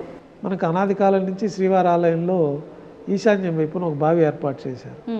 ఆ అప్పుడు కొద్ది పరిమాణంలో స్వామివారికి పుష్పాలంకరణ జరిగేది. తర్వాత వైభవం పెరిగినాక ఎక్కువ పుష్పాలంకరణ, టన్నుల కొద్దీ స్వామివారి కైంకర్యాలకు పుష్పాలు వినియోగించడం జరుగుతూ ఉంది. అప్పట్లో ఆ పుష్పాలని తీసి ఆ బంగారు బావిలో వేయడానికి ఎవరు తొక్కని ప్రదేశంలో ఉండాలని చెప్పి అక్కడ వేయడము, తర్వాత అక్కడి నుంచి తీసుకెళ్ళి ఒక పారే నది దగ్గర కానీ ఒక చెట్టు మొదల్లో కానీ ఎవరు తొక్కని ప్రదేశంలో నిమజ్జనం చేయడం అనేది అనాది కాలం నుంచి ఉంది. శాస్త్రాలు కూడా ఆ విధంగానే చెప్పబడి ఉంది. ఆ యొక్క పద్ధతిని అనుసరించి ఆ బంగారు బావిలో పుష్పాలు వేయడం జరుగుతుంది. తర్వాత మన గార్డెన్ డిపార్ట్మెంట్ వాళ్ళు, ఉద్యానవన శాఖ వాళ్ళు ఆ పుష్పాలను తీసుకెళ్ళి లోయల్లో నిక్షిప్తం చేయడం జరుగుతుంది భూమిలో. అంటే జనావాసం లేని ప్రదేశం, జనావాసం ఎవరు తొక్కని ప్రదేశంలో, కొండలు లోయలు ఉన్నాయి కాబట్టి వాళ్ళు దానికి తగిన ప్రదేశంలో దాన్ని నిక్షిప్తం చేయడం జరుగుతుంది. ఇప్పుడు స్వామివారికి ఏదైతే ఈ పువ్వులు ఇవన్నీ మాలలు వస్తున్నాయో, అంటే నెయ్యి, పాలు ఇవన్నీ కూడా ఏదో ఒక రహస్యమైన గ్రామం నుంచే విశేషంగా వస్తుంటాయని, ఆ గ్రామవాసులు అంటే వాళ్ళు బయటికి రాకూడదు, ఆ గ్రామంలోకి ఇతరత్ర ఎవరు వెళ్ళకూడదు అని చెప్పి ఒక విషయం నేను విన్నాను. అది ఎంతవరకు వాస్తవం గురువు? ఇదంతా కల్పితాలే కానీ వాస్తవం కాదు. స్వామివారికి ఇక్కడ మన తిరుమల తిరుపతి దేవస్థానం వారు ప్రత్యేకంగా ఈ పశుశాల ఒకటి ఉన్నాయి, దాంట్లో పశువులు ఉన్నాయి. అక్కడి నుంచి పాలు తయారయ్యే అభిషేకానికి కానీ, ప్రతిరోజు నైవేద్యాలకు కానీ, ప్రసాదాలకు కానీ పాలన్నీ కూడా అక్కడి నుంచే వస్తాయి. అది మన పశువులు స్వామివారి దగ్గర ఆధీనంలో ఉండే పశుశాలలోనే ఇవన్నీ తయారవుతూ ఉంటాయి. ఇప్పుడు స్వామివారికి విశేషంగా అంటే మనకు అర్చనలు, అభిషేకాలు, బ్రహ్మోత్సవాలు అన్నారు. ఇలా విశేషంగా నిత్యము ఎలాంటి క్రతువులు జరుగుతూ ఉంటాయి, విశేషంగా ఎలాంటి క్రతువులు జరుగుతూ ఉంటాయి గురుగారు? ప్రతిరోజు స్వామివారికి ఒక మనుష్య స్వరూపంలోనే మనం సేవలు అందిస్తూ ఉంటాము. మనుష్య స్వరూపం, అది కూడా చిన్న పసి బాలుడికి, నెలల పిల్లకి తల్లి ఏ విధంగా అయితే సేవలు అందిస్తుందో ఆ విధంగా మన అర్చకులందరూ కూడా నియమనిష్టలతోటి స్వామివారిని పొద్దున్నే నిద్ర లేపడం దగ్గర నుంచి రాత్రి పడుకోపెట్టే ఏకాంత సేవ వరకు కూడా స్వామివారికి ఆ విధమైన కైంకర్యాలు చేసే విధానాల్ని మన విగర్శ మహర్షి వారు ఏర్పాటు చేస్తున్నారు. మన శాస్త్రాలు, ఆ శాస్త్రాలను అనుసరించి మనం దేహం అంతా శుద్ధి చేసుకొని మన అనుష్ఠానాలు పూర్తి అయిన తర్వాత మడిగా మనం దేవాలయానికి వెళ్ళడం జరుగుతుంది. మొదట దేవాలయం శ్రీవారి కైంకర్యాలన్నీ ప్రారంభమయ్యేది సుప్రభాత సేవతో ప్రారంభమవుతాయి. అంటే మేలుకొలుపు అంటారు. ఈ సుప్రభాత సేవలో మనకి వేద పండితులు బంగారు వాకిల ముందు ఈ సుప్రభాత శ్లోకాలు పఠిస్తూ ఉంటారు. అటువైపు ఇటువైపు సేవా భక్తులంతా కూడా ఆ టికెట్లు తీసుకున్న భక్తులు అక్కడికి వచ్చి ఉంటారు. గర్భాలయంలో మనం ఏకాంత సేవలో మనకి ప్రతిరోజు మూలవర్ని పడుకోబెట్టే విధానం మనకు ఉండదు కాబట్టి అంత పెద్ద స్వరూపానికి మనం దానికి ప్రతినిధిగా భోగ శ్రీనివాసమూర్తి అని చెప్పి వెండి బింబం, పల్లవ మహారాణి 6వ శతాబ్దంలో స్వామివారి ఆలయాన్ని సందర్శించినప్పుడు ఆ వెండి బింబాన్ని మనకి ఇవ్వడం జరిగింది.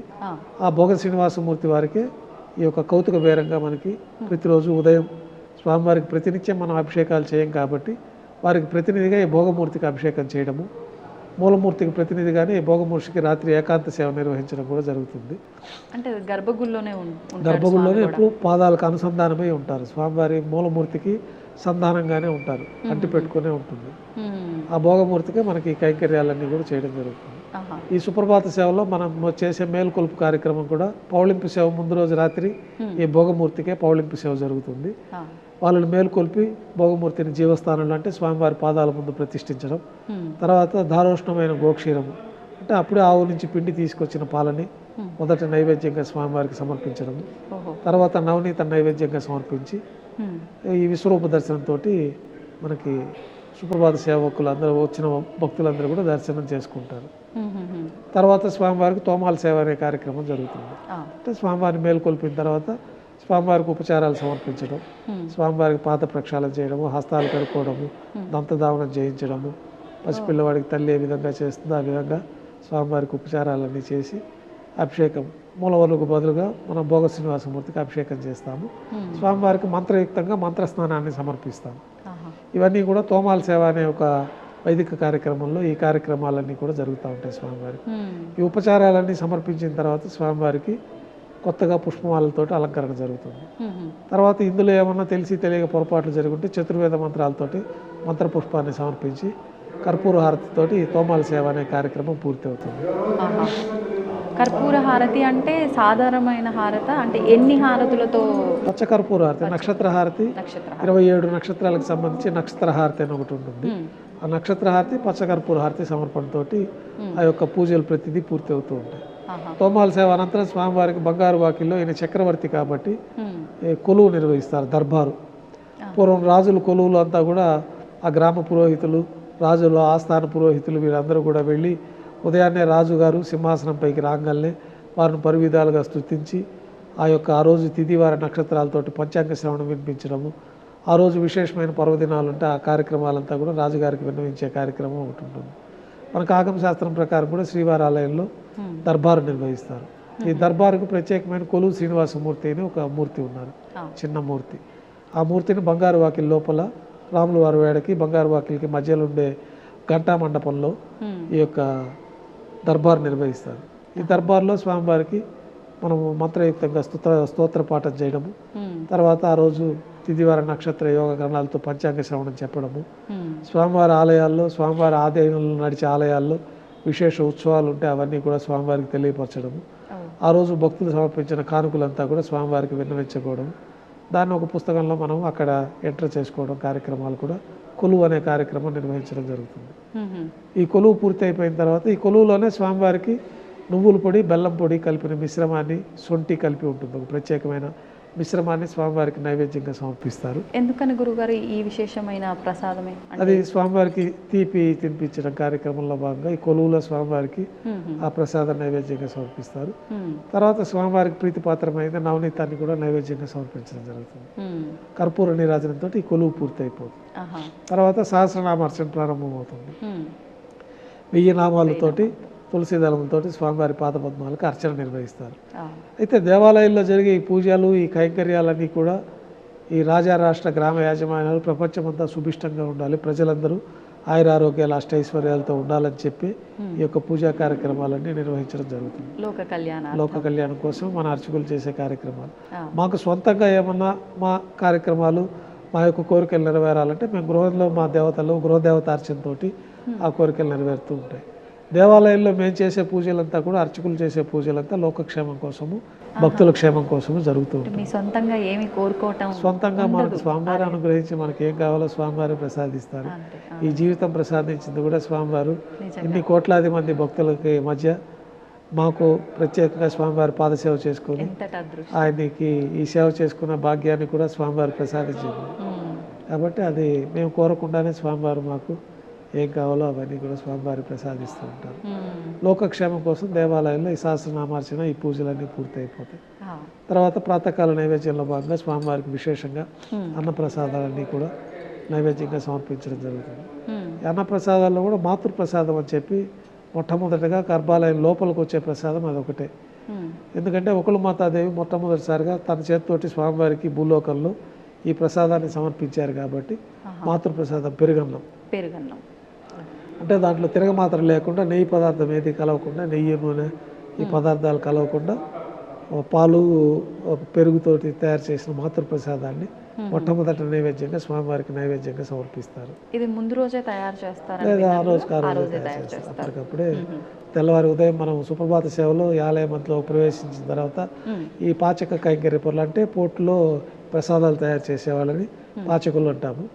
వారు పాచకులు కూడా వాళ్ళు శుచి ఆలయానికి వచ్చి వాళ్ళ అనుష్ఠానాలన్నీ పూర్తయిన తర్వాత వాళ్ళు మంత్రయుక్తంగా ఈ యొక్క ఆలయంలో పొయ్యిలు ఏర్పాటు చేసుకొని దాంట్లో అన్నప్రసాదాలన్నీ తయారు చేయడము, అన్నప్రసాదాలన్నీ కూడా ఎవరి దృష్టి దాని మీద పడకుండా దానిపైన మూతలు పెట్టి పవిత్రంగా శ్రీవారి గర్భాలయంలోకి తీసుకురావడము, ఈ ఘటానాథం మధ్య ఈ ప్రసాదాలన్నీ స్వామివారికి నైవేద్యం సమర్పించిన తర్వాత అలా ఎన్ని రకాల ప్రసాదాలు నివేదన చేస్తారు గురుగారు? ప్రతిరోజు పొద్దున ఒక 4 రకాలు శుద్ధాన్నం వస్తుంది. శుద్ధాన్నం అత్యంత ప్రీతిపాత్రమైంది, అంటే ఒట్టి అన్నం. తర్వాత ఈ మాత్ర ప్రసాదము, కులశేఖరపడి బయట పొంగలి, మిరియాలతో తయారు చేసిన పొంగలి, పులిహోర, కదంబము, చక్కెర పొంగలి, ఈ ప్రసాదాలన్నీ కూడా స్వామివారికి నైవేద్యంగా వస్తాయి. పొంగలి అంటే కట్టె పొంగలి, మిరియాలు, జీలకర్ర విశేషం ఉందని విన్నాము. భక్తులకు అంటే సంతానం కలగని వారు అది ఈ పొంగలి, అది ధ్వజ ఆరోహణ రోజు ప్రత్యేకంగా మనం ధ్వజస్తంభం పైన గరుపంతుల వారికి నివేదన చేస్తాము. అది గరుడు ప్రసాదంగా సంతానం లేని వారికి సంతానం కలుగుతుంది అనేది ఆ ప్రసాద స్వీకరణతో జరుగుతుంది. అది ఏ రోజు అన్నారు గురుగారు? అది బ్రహ్మోత్సవాల్లో ధ్వజ ఆరోహణం రోజు. నిత్యం మనకి ఆదివారం నాడు మళ్ళీ ప్రత్యేకంగా ఒక ప్రసాదాన్ని స్వామివారికి అమృత కలశం అనే ప్రసాదాన్ని నైవేద్యంగా సమర్పిస్తాము. ఆ ప్రసాదం దొరికితే కూడా సంతానం లేని వారికి సంతానం కలుగుతుంది తప్పకుండా. అది అమృత కలశం అని చెప్పి మిరియాలు, జీలకర్ర, తర్వాత నెయ్యి, మినుములు, బియ్యము వీటన్నిటిని దంచి ఒక ప్రత్యేకమైన అమృత కలశం ఉడకపెట్టని ప్రసాదం అది. వీటన్నిటిని బెల్లం వేసి దంచి ఒక ప్రసాదం తయారు చేస్తారు. పొడిగా ఉంటుందా గురువుగారు? ముద్దగానే ముద్దగా ఉంటుంది. అమృత కలశం అనేది పూర్వకాలం మంచి ప్రసాదంగా ఉండేది. తర్వాత ఆ స్థానంలో ఈ లడ్డు రావడం జరిగింది. ఈ లడ్డు కూడా మొదట బూందీగా స్వామివారికి నైవేద్యం పెట్టేవాళ్ళు. విడిగా బూందీ మొదట బూందీ కూడా లేదు, కలకండ నైవేద్యం పెట్టేవాళ్ళు. మొదట కలకండ నైవేద్యంగా సమర్పించేవారు. తర్వాత ఈ ఉత్తరాది భక్తులందరూ రావడము, ఈ మహంతుల పరిపాలనలో వాళ్ళు బూందీని ప్రసాదంగా ఏర్పాటు చేయడం జరిగింది. కాలక్రమేణా అది లడ్డూగా రూపాంతరం చెందింది. అది లడ్డు కూడా ప్రతినిత్యం కళ్యాణం జరుగుతుంది కాబట్టి కళ్యాణ అద్భుత గాత్రాయ కామితార్థ ప్రదాయని అని కళ్యాణం కోసమే స్వామివారు భూలోకానికి వచ్చారు. పద్మావతి దేవుని కళ్యాణం చేసుకున్నారు కాబట్టి ఈ లడ్డూ ప్రసాదాన్ని కూడా మనం భక్తులందరికీ కూడా ఎక్కువ కాలం నిల్వ ఉండే ప్రసాదంగా ఈ ప్రసాదాన్ని వాళ్ళు తీసుకెళ్ళచ్చు.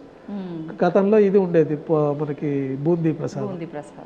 ఇప్పుడు ఈ లడ్డూ ప్రసాదాన్ని అత్యంత ప్రీతిపాత్రమైన ప్రసాదంగా తిరుమల క్షేత్రాన్ని దర్శించిన భక్తులు వారి వారి గ్రామాలకు తీసుకెళ్ళి వారి బంధుమిత్రులకు అందరికీ కూడా ఈ ప్రసాదాన్ని ఇచ్చి వారందరికీ కూడా స్వామివారి అనుగ్రహం వచ్చే విధంగా కోరుకుంటూ ఉంటారు. చాలా మంది భక్తుల విశ్వాసం ఏంటి అంటే, స్వామి మమ్మల్ని ఇంకా పిలుచుకోలేదు, మేము ఆయన దర్శనానికి వెళ్ళలేదు, అయినా ఆయన ప్రసాదం మా వరకు వచ్చిందంటే ఆయన చల్లని చూపు మా పైన ఉంది అని భావిస్తారు. అంతే కదా, స్వామివారి దగ్గర నుంచి పిలుపు వచ్చినట్టే ఈ లడ్డూ ప్రసాదం తీసుకున్న తర్వాత స్వామివారికి వారికి ఒక సమయం కేటాయించి దర్శనాన్ని కూడా అనుగ్రహిస్తారు. వాళ్ళు రావడానికి అన్ని ఇబ్బందులు లేకుండా బయలుదేరి వచ్చి స్వామివారి దర్శనం చేసుకుంటారు. అంటే స్వామివారికి కావాలంటే బంగారం వెండి పాత్రల్లో నివేదన చేయొచ్చు, కానీ కుండ అంటే మట్టి పాత్రలో స్వామికి నివేదన చేస్తారు అని చెప్పి విన్నాను. అది అంటే ప్రతినిత్యమా, విశేషంగా ఏదైనా రోజా గురువుగారు? అది గతంలో చేసేవారు. తర్వాత మనకి వెండి, బంగారు, కంచు ఈ మట్టి పాత్రలు విశేషంగా చెప్పబడింది ఆగమ శాస్త్రాల్లో కూడా.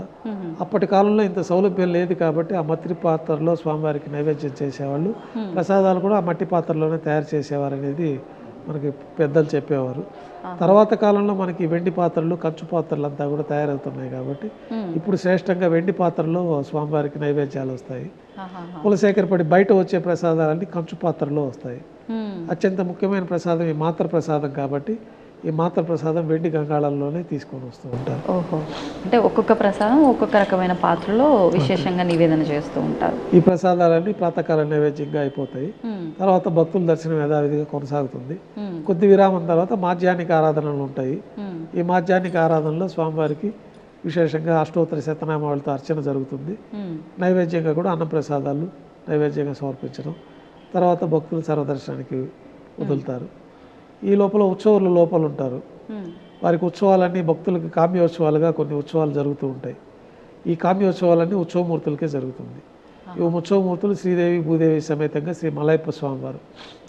మలయప్ప కోణంలో స్వామివారు కనపడి ఈ యొక్క విగ్రహాలు లభ్యమైనవి కాబట్టి మలయప్ప స్వామి అని పేరు వచ్చింది. ఎవరికి గురువు గారు?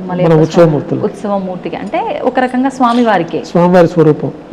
5 రూపాలలో స్వామివారికి ఆరాధన చేస్తే విశేషంగా ఉంటుందని చెప్పి మనకి ఆగమ శాస్త్రాల్లో చెప్పబడింది. ఏ ఏ రూపాలు గురువు? ధ్రువమూర్తి అంటే మూలమూర్తి, కౌతుకమూర్తి అంటే భోగమూర్తి, ఉత్సవమూర్తి అంటే ఉత్సవాలు మలయప్ప స్వామితో, స్నపనమూర్తి బలిమూర్తి. స్నపనమూర్తి అంటే మనకు దర్బార్ శ్రీనివాసమూర్తి, తర్వాత బలిమూర్తిగా మనకి ఉగ్ర శ్రీనివాసమూర్తిగా ఉన్నారు. ఈ 5 రూపాలలో స్వామివారికి ఆరాధనలు జరుగుతూ ఉంటాయి. 5 కూడా సాక్షాత్తు ఈ ఉత్సవ విగ్రహాలన్నీ కూడా బ్రహ్మదేవుల వారు ప్రతిష్ఠించిందనే చెప్తారు. అదే కాలగర్భంలో కలిసిపోయి భూమిలో కలిసిపోయిన తర్వాత మనకి మలయప్ప కోణంలో స్వామివారు తిరిగి లభ్యమవుతారు. అందువల్ల ఆ ఉత్సవమూర్తులు తీసుకొచ్చి మనం ఉత్సవమూర్తులుగా వారికి అన్ని ఉత్సవాలు, నిత్యోత్సవాలు, పక్షోత్సవాలు, మాసోత్సవాలు, సంవత్సరోత్సవాలు, బ్రహ్మోత్సవాలు అన్నీ కూడా స్వామివారికే జరుగుతుంది. ఈ భక్తులు ఏదైనా కోరికలు ఉండి వారు ఏదైనా సేవలు చేయించదలుచుకున్నప్పుడు మూలవర్లకి ఈ సేవలన్నీ చేయించే అవకాశం ఉండదు కాబట్టి ఈ ఉత్సవాలకి విశేషంగా ఆగమ శాస్త్రాల్లో చెప్పబడి ఉన్నాయి కొన్ని సేవలు. ఆ సేవలన్నింటినీ కూడా మనం శ్రీవారాలయంలో ఏర్పాటు చేయడం పెద్దవాళ్ల కాలం నుంచి జరిగింది. మొట్టమొదటిగా కళ్యాణోత్సవాన్ని ఏర్పాటు చేశారు. ఈ భక్తులందరూ కూడా వాళ్ళ ఇంట్లో శుభ కార్యక్రమాలు జరగాలని, ఈ కళ్యాణం జరగాలన్నా ఇంకేదైనా శుభ కార్యక్రమాల కోసం కళ్యాణోత్సవం చేయించుకుంటే వారికి అన్ని శుభాలు జరుగుతాయని చెప్పి ఈ కళ్యాణోత్సవాన్ని ప్రవేశపెట్టడం జరిగింది. ఉభయదేవులతో ఈ మాధ్యానికి నివేదన పూర్తయిన తర్వాత మలయప్ప స్వామివారు కళ్యాణ మండపానికి వేయించేస్తారు. అక్కడ స్వామివారికి అంగరంగ వైభవంగా అగ్ని ప్రతిష్టతో కూడి విశేషంగా వైదికంగా ఈ కళ్యాణోత్సవాన్ని భక్తుల కోసం నిర్వహించడం జరుగుతుంది. నిత్యము జరుగుతుందా గురుగారు? నిత్య కళ్యాణం. ఆహా. స్వామివారికి గతంలో ఎక్కువ మంది భక్తులు లేరు. ఇప్పుడు ఈ కామ్యోత్సవాల కింద భక్తులు ఆ యొక్క కోరిక కోరుకొని ఆ యొక్క కోరికతోటి వచ్చి ఆ డబ్బులు కట్టిన వారికే కళ్యాణోత్సవం జరిగేది. తర్వాత కాలంలో ఇప్పుడు ప్రతినిత్యం భక్తులు లక్షలాది మంది వస్తున్నారు. దీంట్లో వేలాది మంది కళ్యాణోత్సవం స్వామివారికి టికెట్లు తీసుకొని కామ్యోత్సవాలుగా ఈ కళ్యాణోత్సవాలు చేయించుకుంటూ ఉంటారు. ఈ కళ్యాణోత్సవాలన్నీ కూడా మనకి సంపంగి ప్రాకారంలో కళ్యాణ మండపంలో జరుగుతుంది. ఈ కళ్యాణోత్సవంలో కూడా వైదికంగా స్వామివారికి విశేష ఉత్సవంగా ఆగమ శాస్త్రాల్లో చెప్పబడినట్లు పుణ్యావచనం జరుగుతుంది. ఆ స్థలం అంతా శుద్ధి, స్వామివారికి వాడే ద్రవ్యాలంతా శుద్ధి కోసం ఆ పుణ్యావచనం అనే కార్యక్రమం. తర్వాత అంకురార్పణ అని ప్రతి ఉత్సవానికి శుభసూచకంగా అంకురార్పణ కార్యక్రమం కూడా జరుగుతుంది. రక్షాబంధన కార్యక్రమం జరుగుతుంది. తర్వాత అగ్నిముఖంగా దేవతలందరినీ ఆహ్వానించి అగ్ని ప్రతిష్ఠ అనే కార్యక్రమం జరుగుతుంది.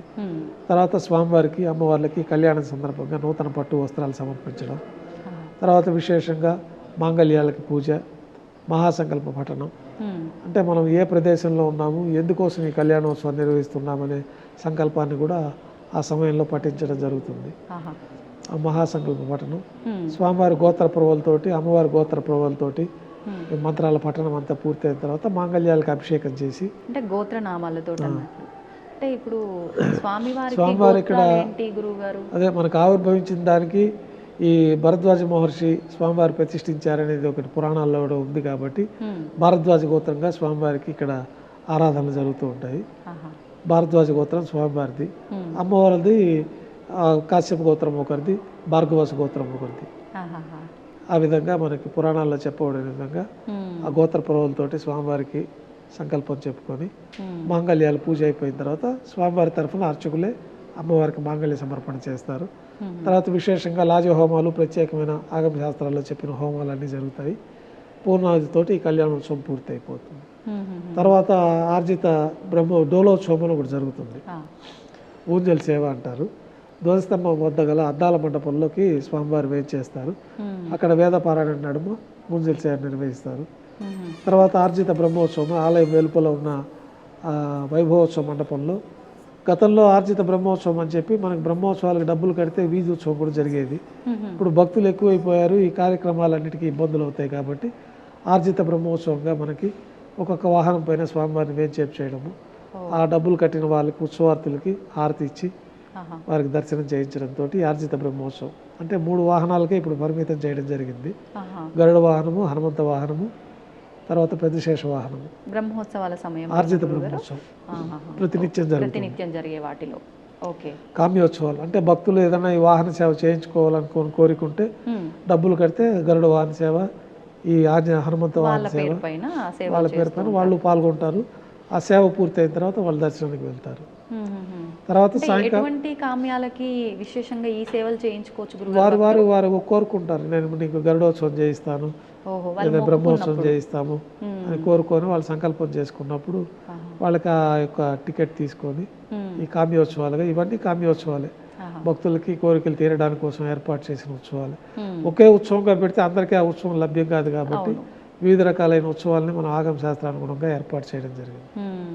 దీంట్లో ఈ వాహన సేవలు పూర్తయిన తర్వాత సాయంకాలం సహస్ర దీపాలంకరణ సేవ అని, అది కూడా ఒక సేవగా భక్తులు డబ్బు కడతారు. ఆ సేవలో భక్తులు పాల్గొంటారు.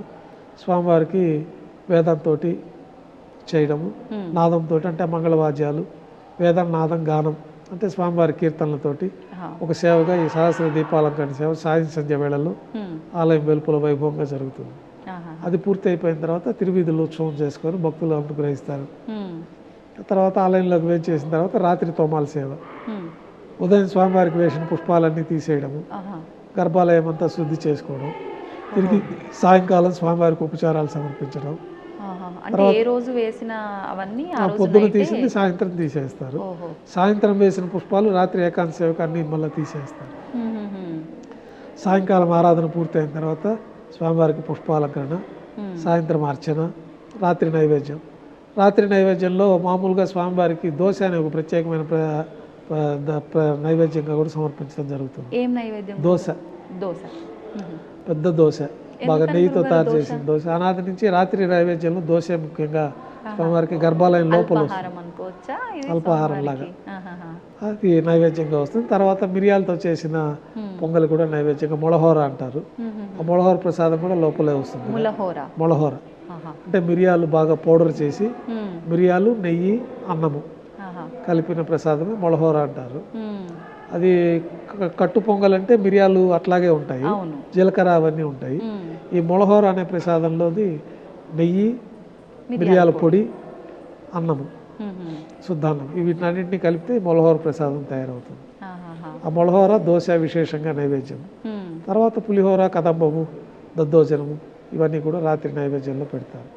తర్వాత తిరువీస నైవేద్యం అని చెప్పి అర్ధరాత్రి నైవేద్యం అని చెప్పి బెల్లం పొంగలి అర్ధరాత్రి నైవేద్యముగా అది ఒక తిరువీస నైవేద్యం అని అది ఒకటి పెడతాము. చివరిగా ఇంకా ఏకాంత సేవలో స్వామివారికి బాగా దారోష్ణమైన గోక్షీర నైవేద్యంగా పెట్టడం. ఈ రాత్రి చేసిన తోమాల సేవలో సమర్పించిన పుష్పమాలికలన్నింటినీ కూడా తీసేసి గర్భాలయం శుద్ధి చేసుకొని బ్రహ్మదేవులు వారు వచ్చి ఇక్కడ ఆరాధన చేస్తారని మనం గతంలో చెప్పుకున్నాము. ఆ బ్రహ్మదేవులు ఆరాధన కోసమని ఆ బంగారు పంచపాత్రలు ఉంటాయి. దాంట్లో ఒక పవిత్రమైన బంగారు బిందెలోని తీర్థాన్ని మంత్రయుక్తంగా ఆ యొక్క పాత్రలోకి మనం వేయడము. తర్వాత ఏకాంత సేవలో భాగంగా కౌతుకమూర్తి అంటే భోగ శ్రీనివాసమూర్తి వారికి బంగారు పట్టు పాన్పు పైన పౌళింపు సేవలో భాగంగా పడుకోబెట్టడము. అన్నమయ్య కీర్తనలు, తరిగొండ వెంగమాంబ వంశస్థులు, మన అర్చకులు అందరూ చేరి స్వామివారికి వైభవంగా ఈ ఏకాంత సేవ నిర్వహించడం. తర్వాత కర్పూర నీరాజనంతో స్వామివారి కైంకర్యాలన్నీ ఆ రోజు కైంకర్యాలు పూర్తి అవుతాయి. ఏ సమయం అవుతుంది గురుగారు ఇప్పటి వరకు? దాదాపు 12 తర్వాత ఏకాంత సేవ. 12 తర్వాత అయితే నేను ఈ ఏకాంత సేవ తర్వాత స్వామి ఇంకా నిద్రిస్తారు.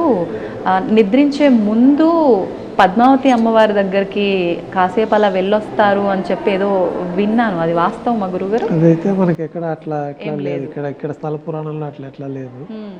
స్వామివారి దగ్గరికే దేవతామూర్తులు అందరూ వచ్చి బ్రహ్మదేవులతో సహా దేవతలందరూ వచ్చి దర్శించుకుంటారు.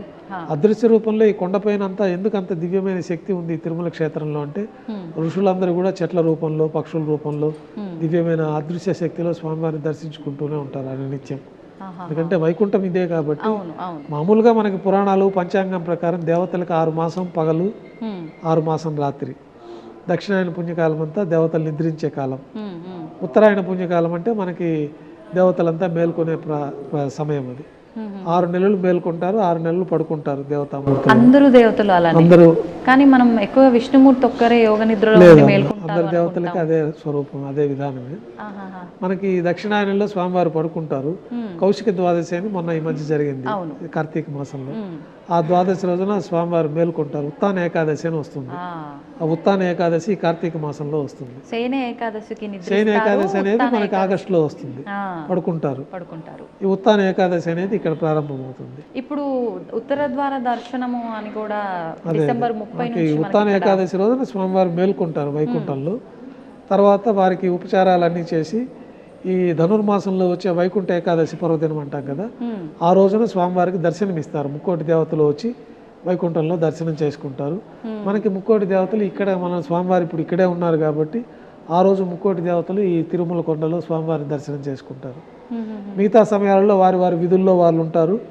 ఒక్కొక్క ప్రత్యేకమైన సమయాల్లో వచ్చి స్వామివారిని దర్శించుకుంటూ ఉంటారు. ఖచ్చితంగా రోజులో ఒకసారి విశేష ఇక్కడ రావటం అనేది జరుగుతుంది. దేవతామూర్తులందరూ కూడా బ్రహ్మదేవులు వారు వచ్చి ఆరాధన చేస్తారు. దేవతలకి విష్ణుమూర్తికి ప్రత్యేకమైన సేవాగణం అంతా కూడా ఆయన దర్శనం చేసుకొని వెళ్తూ ఉంటారు ప్రతిరోజు. విశేష పర్వదినాల రోజున ముక్కోటి దేవతలు వచ్చి వైకుంఠ ఏకాదశి రోజున, వైకుంఠం ఇప్పుడు ఇక్కడే ఉంది కాబట్టి భూలోకంలో మన తిరుమల క్షేత్రమే వైకుంఠం కాబట్టి ఇక్కడ వచ్చి స్వామిని దర్శించుకుంటారు. అందుకే మనకి లక్షలాది మంది భక్తులు ఈ వైకుంఠ ఏకాదశి రోజు స్వామివారిని దర్శించుకోవడం అనేది జరుగుతుంది. ఇప్పుడు మనకి డిసెంబర్ 30 నుంచి 10 రోజుల పాటు స్వామివారి విశేషమైన అంటే ఉత్తర ద్వారం దర్శనమైన గురుగారు. ఇక్కడ ఉత్తర ద్వారం అనేది ఇక్కడ సాంప్రదాయంలో లేదు. సాక్షాత్తు ఈ తిరుమలంతా వైకుంఠమే. ప్రత్యేకంగా వైకుంఠ ద్వారం అనేది లేదు. వైకుంఠమే క్రీడాద్రి పర్వతాలే ఇక్కడ ఉంది. వైకుంఠమే ఈ క్షేత్రంలో ఉంది. ప్రత్యేకంగా ఉత్తర ద్వారాలు అనేది మన ఆలయ నిర్మాణంలో ఎక్కడ ఉండదు. తూర్పు పడమర ద్వారాలే ఉంటాయి కాబట్టి. అయితే మనకు అదే వైకుంఠ ప్రదక్షిణ మార్గంగా, వైకుంఠ ద్వారంగా మనం భావించి భక్తులందరూ ఈ పర్వదినాల రోజున అందులో వైకుంఠ ద్వార దర్శనం చేసుకొని అతి సమీపంగా స్వామివారి ప్రదక్షిణ చేసుకున్నాము ఈ వైకుంఠ ఏకాదశి పర్వదినం రోజునని చెప్పి ఆ విశిష్టత ఇక్కడ ఎక్కువగా ఉన్నది. ఓకే. ఇప్పుడు మీరు చెప్పినట్టుగా ఈ సేవలు, ఈ విశేషమైన విధానాలు, క్రతువులు అన్నీ కూడా నిత్యం జరిగేవి మాట్లాడుకున్నాం. స్వామికి అంటే ఏడాది పాటున కూడా విశేషంగా జరిగే విశేషమైన క్రతువులు ఏమున్నాయి గురువుగారు? నిత్యోత్సవాల కింద ఈ ఉత్సవాలన్నీ ప్రతిరోజు జరుగుతాయి.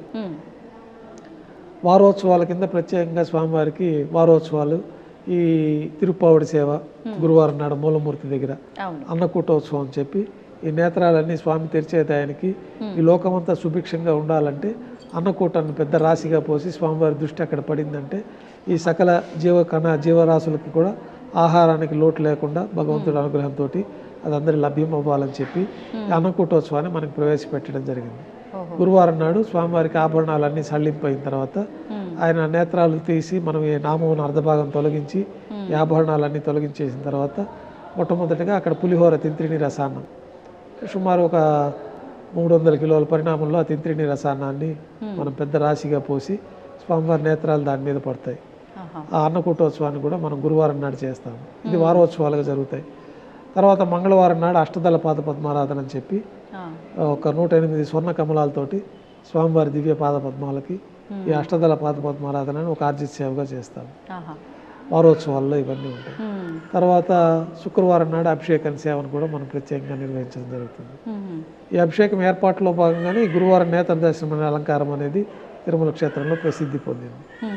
శుక్రవారం అభిషేకం ఆభరణాలన్నీ తీయాలి కాబట్టి శుక్రవారం నాడు తీసే సమయం ఉండదు కాబట్టి గురువారం నాడు ఉదయం ఈ ఆభరణాలన్నీ తీయడము, ఈ నేత్ర దర్శనం అలంకారం చేయడము, ఆ రోజు సాయంత్రం విశేషంగా ఈ ఆభరణాలకు ఒక బరువు వల్ల స్వామివారి శరీరం తాపం లేకుండా ఈ పూలంగి సేవను కూడా ప్రత్యేకంగా మనం పూలతోటే స్వామివారి స్వరూపం అంతా పూలంగి సేవగా నిర్వహించడం, ఆ రోజు రాత్రితోటి ఈ పూలంగి సేవ సల్లింపు చేసేయడం, తెల్లవారి కైంకర్యాలు పూర్తయిన తర్వాత స్వామివారికి ఉండే వస్త్రము ఉత్తరీయాన్ని కూడా పూర్తిగా తొలగించడము, స్వామివారి సహజమైన స్వరూపానికి ప్రత్యేకంగా పురుగు తైలంతో దివ్యమంగళ స్వరూపం అంతా మర్దన చేయడము, ఒక తెల్లటి కౌపీనాన్ని స్వామివారికి అలంకరించి మొదట గోక్షీరంతో అభిషేకం ప్రారంభమవుతుంది.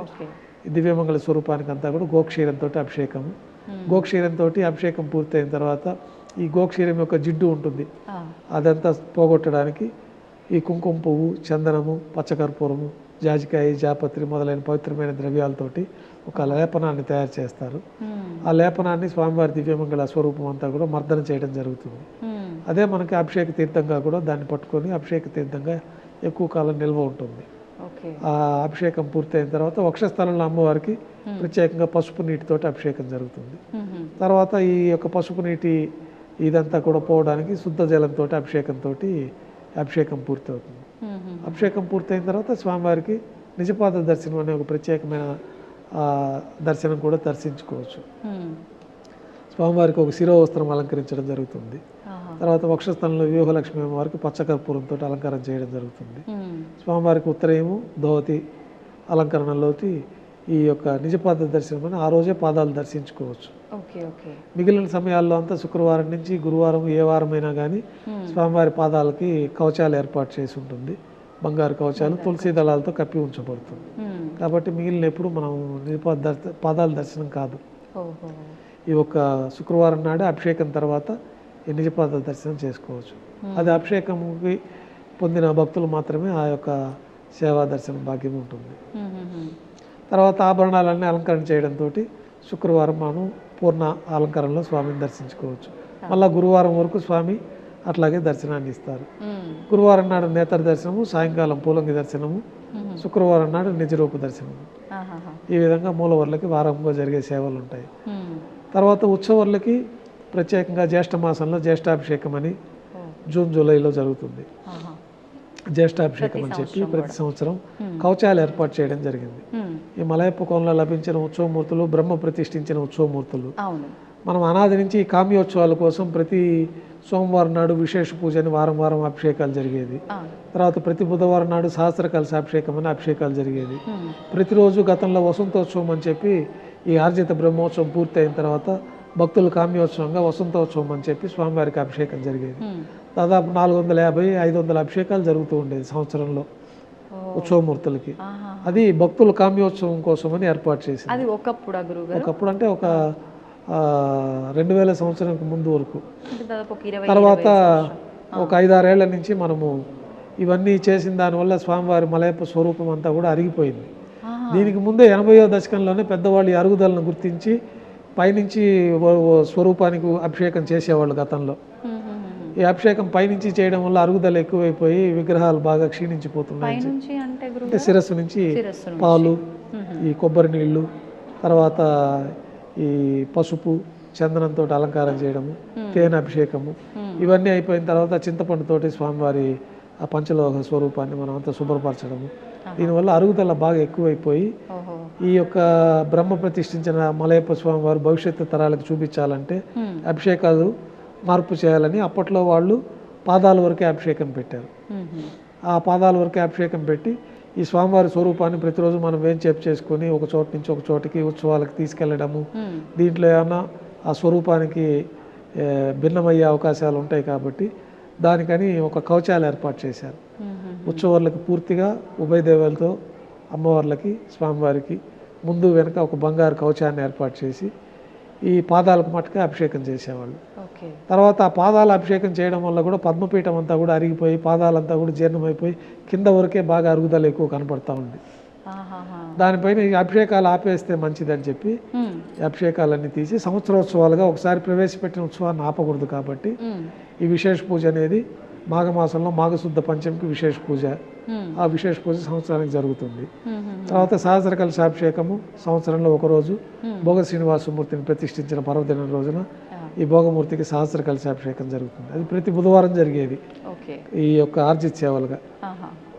అయితే స్వామివారి రక్షణార్థమై దీన్ని తగ్గించి ఈ విధంగా దాన్ని సంవత్సరోత్సవాలుగా మార్పు చేయడం జరిగింది 2000 సంవత్సరం నుంచి. ఆ ప్రకారం ఇప్పుడు జరుగుతూ ఉంటుంది. జూలైలో జ్యేష్ఠాభిషేకం సందర్భంగా ఈ కవచాలన్నీ కూడా రిపేర్ చేసి ఒరిజినల్గా స్వరూపానికి అభిషేకం చేయడం 3 రోజుల పాటు. తర్వాత విశేషంగా ఈ కవచాలకు హోమాలు మంత్రయుక్తంగా శుద్ధి అయిపోయిన తర్వాత ఆ కవచాల సమర్పణ జరుగుతుంది 3వ రోజు.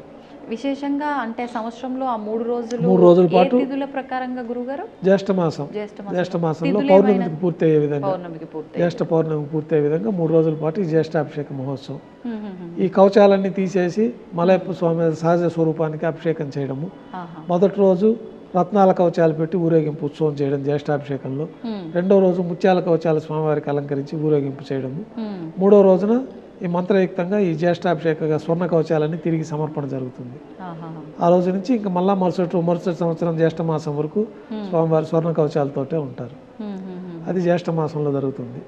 తర్వాత మే నెలలో పద్మావతి పండినోత్సవాలు అని చెప్పి వైశాఖ మాసంలో స్వామివారికి జరిగింది కళ్యాణం కాబట్టి ఈ గాంధర్వ వివాహం చేసుకున్నట్టుగా ఆ పరిణయ ఘట్టాలన్నీ కూడా స్ఫురించే విధంగా మనం లౌకికంగా ఒక పద్మావతి పరిణయ మహోత్సవం అని చెప్పి నారాయణగిరి ఉద్యానవనంలో 3 రోజుల పాటు విశేషంగా జరుగుతుంది. ఈ పద్మావతి పండినోత్సవాల్లో స్వామివారికి గాంధర్వ వివాహం కింద మాలా పరివర్తన చేయడము, పూబంతులు ఒకరిపైన ఒకరు విసిరేసుకోవడము, తర్వాత ఉభయ దేవేరుల్ని స్వామివారి చెంతకు చేర్చి ఆ ఉద్యానవనంలో స్వామివారికి వైభవంగా చతుర్వేద మంత్రాలు కీర్తనలతోటి స్వామివారిని స్తుతించుకోవడము. గాంధార వివాహం అంటే ఏంటి గురుగారు? అంటే పద్మావతి పండినము స్వామివారు ఈ మొట్టమొదటిగా నారాయణగిరి ఉద్యానవనంలో చూసినట్టు ఆ యొక్క ప్రతీకగా మనం ఆ ఉత్సవాలను 3 రోజుల పాటు వైభవంగా మొదటి రోజు ఏనుగు వాహనం పైన అక్కడికి చేరుకుంటారు, 2వ రోజు గరుడ వాహనం పైన చేరుకుంటారు, 3వ రోజు అందరూ చేరి పల్లకీలో తిరిగి వస్తారు ఆ ఉద్యానవనం నుంచి. ఇట్లా ఆ ఉత్సవాన్ని కూడా ఏర్పాటు చేయడం జరిగింది. ఇవన్నీ సంవత్సరోత్సవాల్లో భాగంగా ఈ ఉత్సవాలు జరుగుతాయి.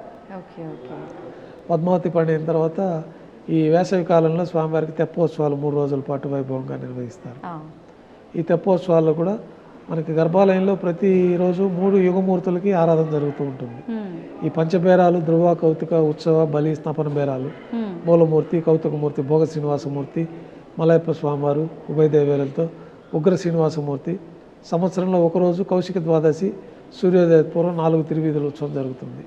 గతంలో వారికి బ్రహ్మోత్సవాలు చేస్తే కొన్ని ఉపద్రవాలు ఏర్పడినాయని చెప్పి స్వామివారిని వేడుకుంటే ఈ మలయప్ప కోణంలో నా ఉత్సవమూర్తులు ఉన్నారు, వారికి ఉత్సవాలు నిర్వహణ చేయండి, ఈ సమస్యలన్నీ పోతాయని చెప్పినట్లు ఆ మలయప్ప కోణంలో దొరికిన ఉత్సవమూర్తులకి ఇప్పుడు ఉత్సవాలు జరుగుతూ ఉంటాయి. అయితే సంవత్సరంలో ఒక రోజున ఈ కౌశిక ద్వాదశి సూర్యోదయ పూర్వం మన ఉగ్ర శ్రీనివాసమూర్తికి ఉత్సవం జరుగుతుంది. అట్లాగే రాముల వారు కృష్ణస్వామి వారు కూడా మన గర్భాలయంలో దర్శించుకోవచ్చు. ప్రతి రోహిణి నక్షత్రం రోజున కృష్ణస్వామికి ఉత్సవం జరుగుతుంది. రాముల వారికి త్రేతాయుగమూర్తి రాముల వారు కాబట్టి రాముల వారు కూడా పునర్వసు నక్షత్రం రోజున ఉత్సవము.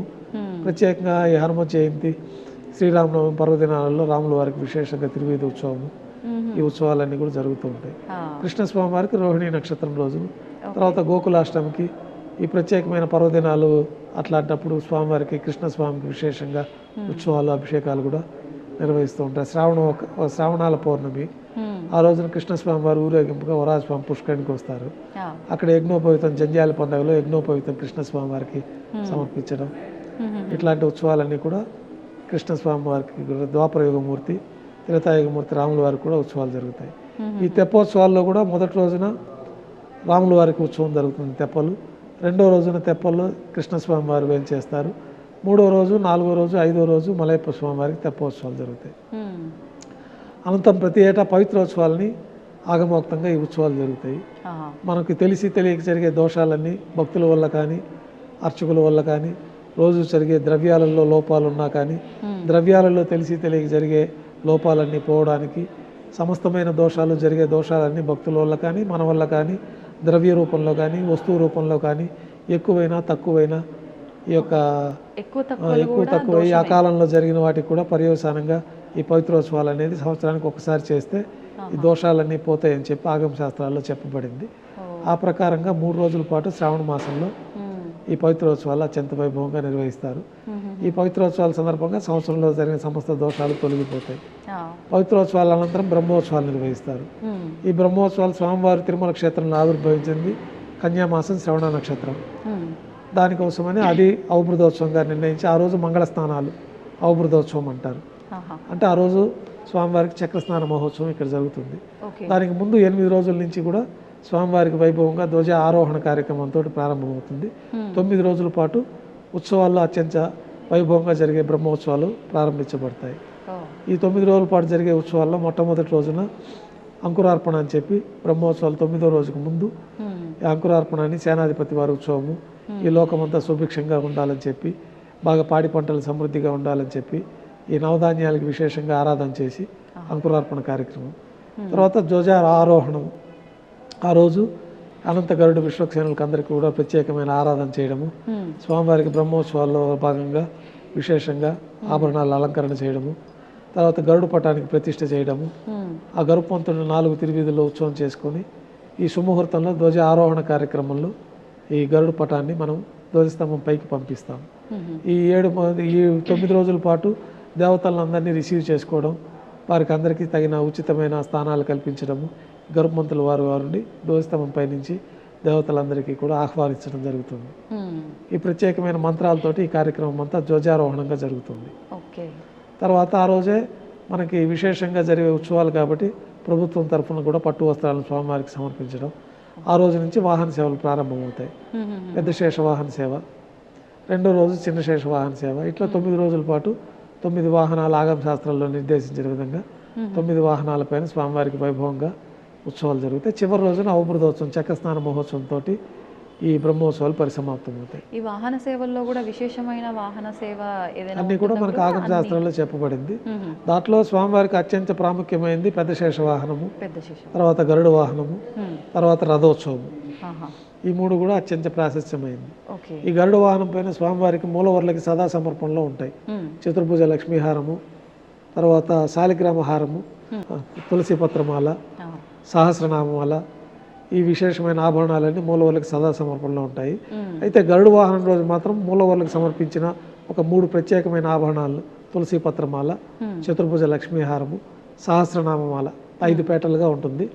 ఒక్కొక్క బిళ్ళ పైన ఒక్కొక్క స్వామివారి నామావళి రాసి ఉంటుంది.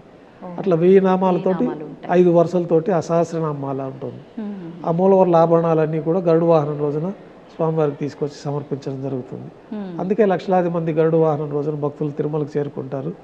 అందులో స్వామివారి యొక్క ఆపదల్లో ఉన్న వారికి కోరికలు తీర్చడానికి, వారిని కాపాడడానికి కూడా గరుడు వాహనం పైన భూలోకానికి వస్తారు. కాబట్టి అట్లాంటి గరుడు వాహనం పైన స్వామివారు ఊరేగుతూ ఉంటే విశేషంగా ఎంత దూరంలో ఉన్న భక్తులకు కూడా ఈ యొక్క కోరికలన్నీ తీరుతూ ఉంటాయి. కాబట్టి ఈ గరుడు వాహనానికి విశేషంగా లక్షలాది మంది భక్తులు వచ్చి ఏకకాలంలో మలయప్ప స్వామివారిని మూలవర్లకి ప్రతిరూపంగా ఆ మూలవర్ల ఆభరణాలని కూడా ఈ గరుడు వాహనం పైన దర్శించుకునే అవకాశం ఉంటుంది. తర్వాత రథోత్సవంలో స్వామివారికి ఈ రథం 4 చక్రాలు 4 వేదాలు, రథమే స్వామివారి యొక్క దివ్యమంగళ స్వరూపం. ఈ స్వరూపంలో రథోత్సవంలో స్వామివారి దర్శించుకున్న వారికి పునర్జన్మ ఉండదని చెప్పి ఆగమ శాస్త్రాలు చెప్తుంది. అందువల్ల విశేషంగా రథోత్సవంలో కూడా మోక్షం పొందుతారు, మోక్షము పునర్జన్మ ఉండదు. పునర్జన్మలో. స్వామివారికి కూడా మనకి ఈ వరదహస్తము కటిహస్తం అంటారు. వైకుంఠ అభయహస్తం అంటే ఇట్లా ఉంటుంది, వరదహస్తం అంటే ఇట్లా పాదాలు శరణ కోరిన వాడికి మోక్షాన్ని ప్రసాదిస్తానని చెప్పి భగవద్గీతలో కూడా స్వామివారు చెప్తారు. సర్వధర్మాన్ని పరిచర్య మామేకం శరణం వ్రజ అహంత్వా సర్వపాపేభ్యో మోక్షయిష్యామి మాశుషః. అన్ని ధర్మాలని వదిలి నా పాదాలను శరణ కోరిన వారికి మోక్షాన్ని ప్రసాదిస్తాను అనేది మనకి భగవద్గీత శ్లోకం రూపంలో ఇప్పటికీ స్వామివారికి ఒక ఆభరణంగా అది అలంకరించబడి ఉంటుంది ఆ వరదహస్తాల్లో. ఆ వరదహస్తం స్వామివారి పాదాలు శరణ కోరిన వారికి మోక్షాన్ని ప్రసాదిస్తామని చెప్పి ఆ యొక్క విధానంలో మనకి ధ్వజారోహం మనకి రథోత్సవంలో స్వామిని దర్శించుకుంటే మోక్షం వస్తుంది, పునర్జన్మ ఉండదు. తర్వాత స్వామివారి పెద్ద శేషవాహనం వైకుంఠంలో సదా వైకుంఠంలో స్వామివారి శేషవాహనం పైన పవళించుంటారు కాబట్టి ఆ పెద్ద శేష వాహన సేవ కూడా విశేషంగా ఉంటుంది. ఈ విధంగా 9 రోజుల పాటు వాహన సేవలు స్వామివారికి. చివరి రోజు అవబృతోత్సవం వరాహస్వామి పుష్కరంలో చక్రతాళ్ వారితో కలిపి స్వామివారికి విశేషంగా స్నాపన తిరుమంజనం చేయడం. తర్వాత భక్తులందరూ కూడా పుష్కరంలో స్నానం ఆచరిస్తారు. ఈ చక్ర స్నాన మహోత్సవంతో ఆ రోజు రాత్రి ధ్వజ ఆవారోహణతో ఈ 9 రోజులు బ్రహ్మోత్సవాలు పూర్తవుతాయి. ఈ విధంగా స్వామివారికి మాసోత్సవాలు పక్షోత్సవాలు విశేషంగా ఉంటాయి.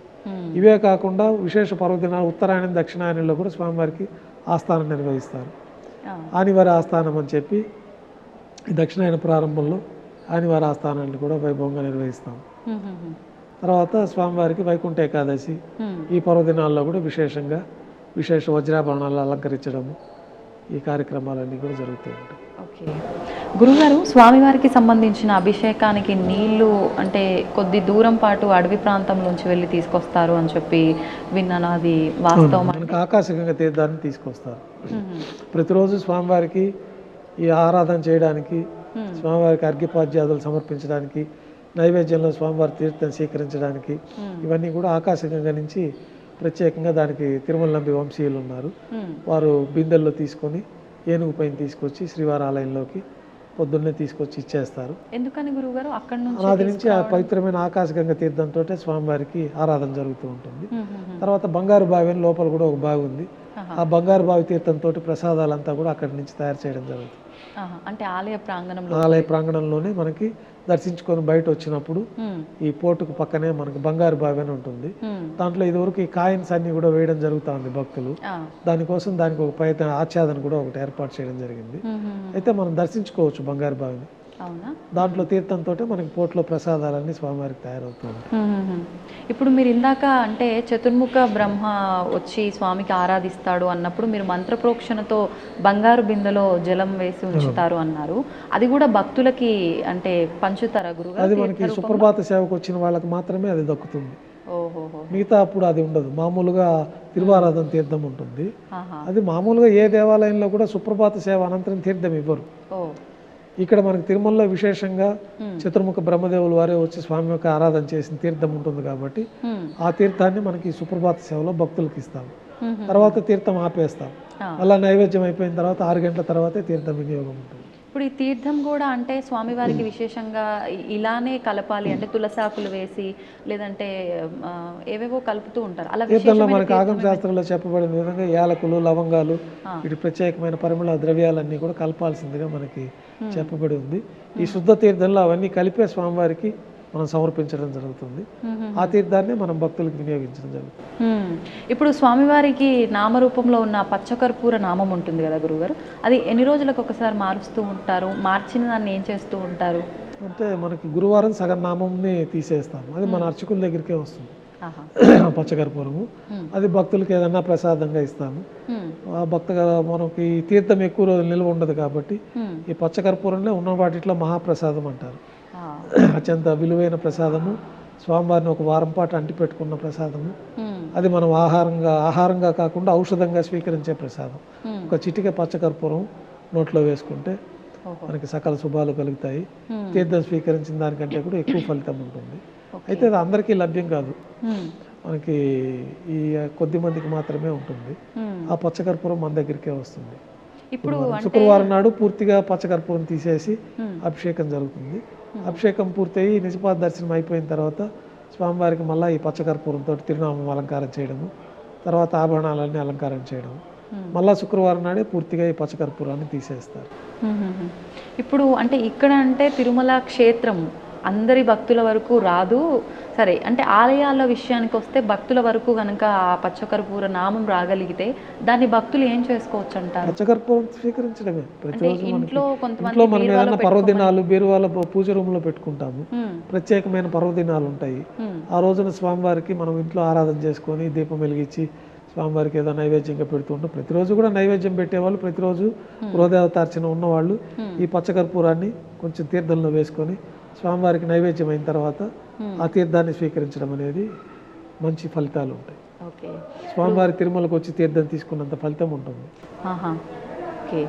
అయితే ఇప్పుడు స్వామివారిని అంటే నామాలు ఆయనకు వెయ్యున్నా ఎవరికి తోచినట్టుగా వాళ్ళు పిలుచుకుంటారు స్వామిని ప్రేమతో. అంటే అనాథ రక్షకుడు అంటుంటారు, ఆపద్ బాంధవుడు అంటుంటారు, వడ్డీ కాసులవాడు అంటుంటారు, రకరకాలుగా పిలుస్తారు.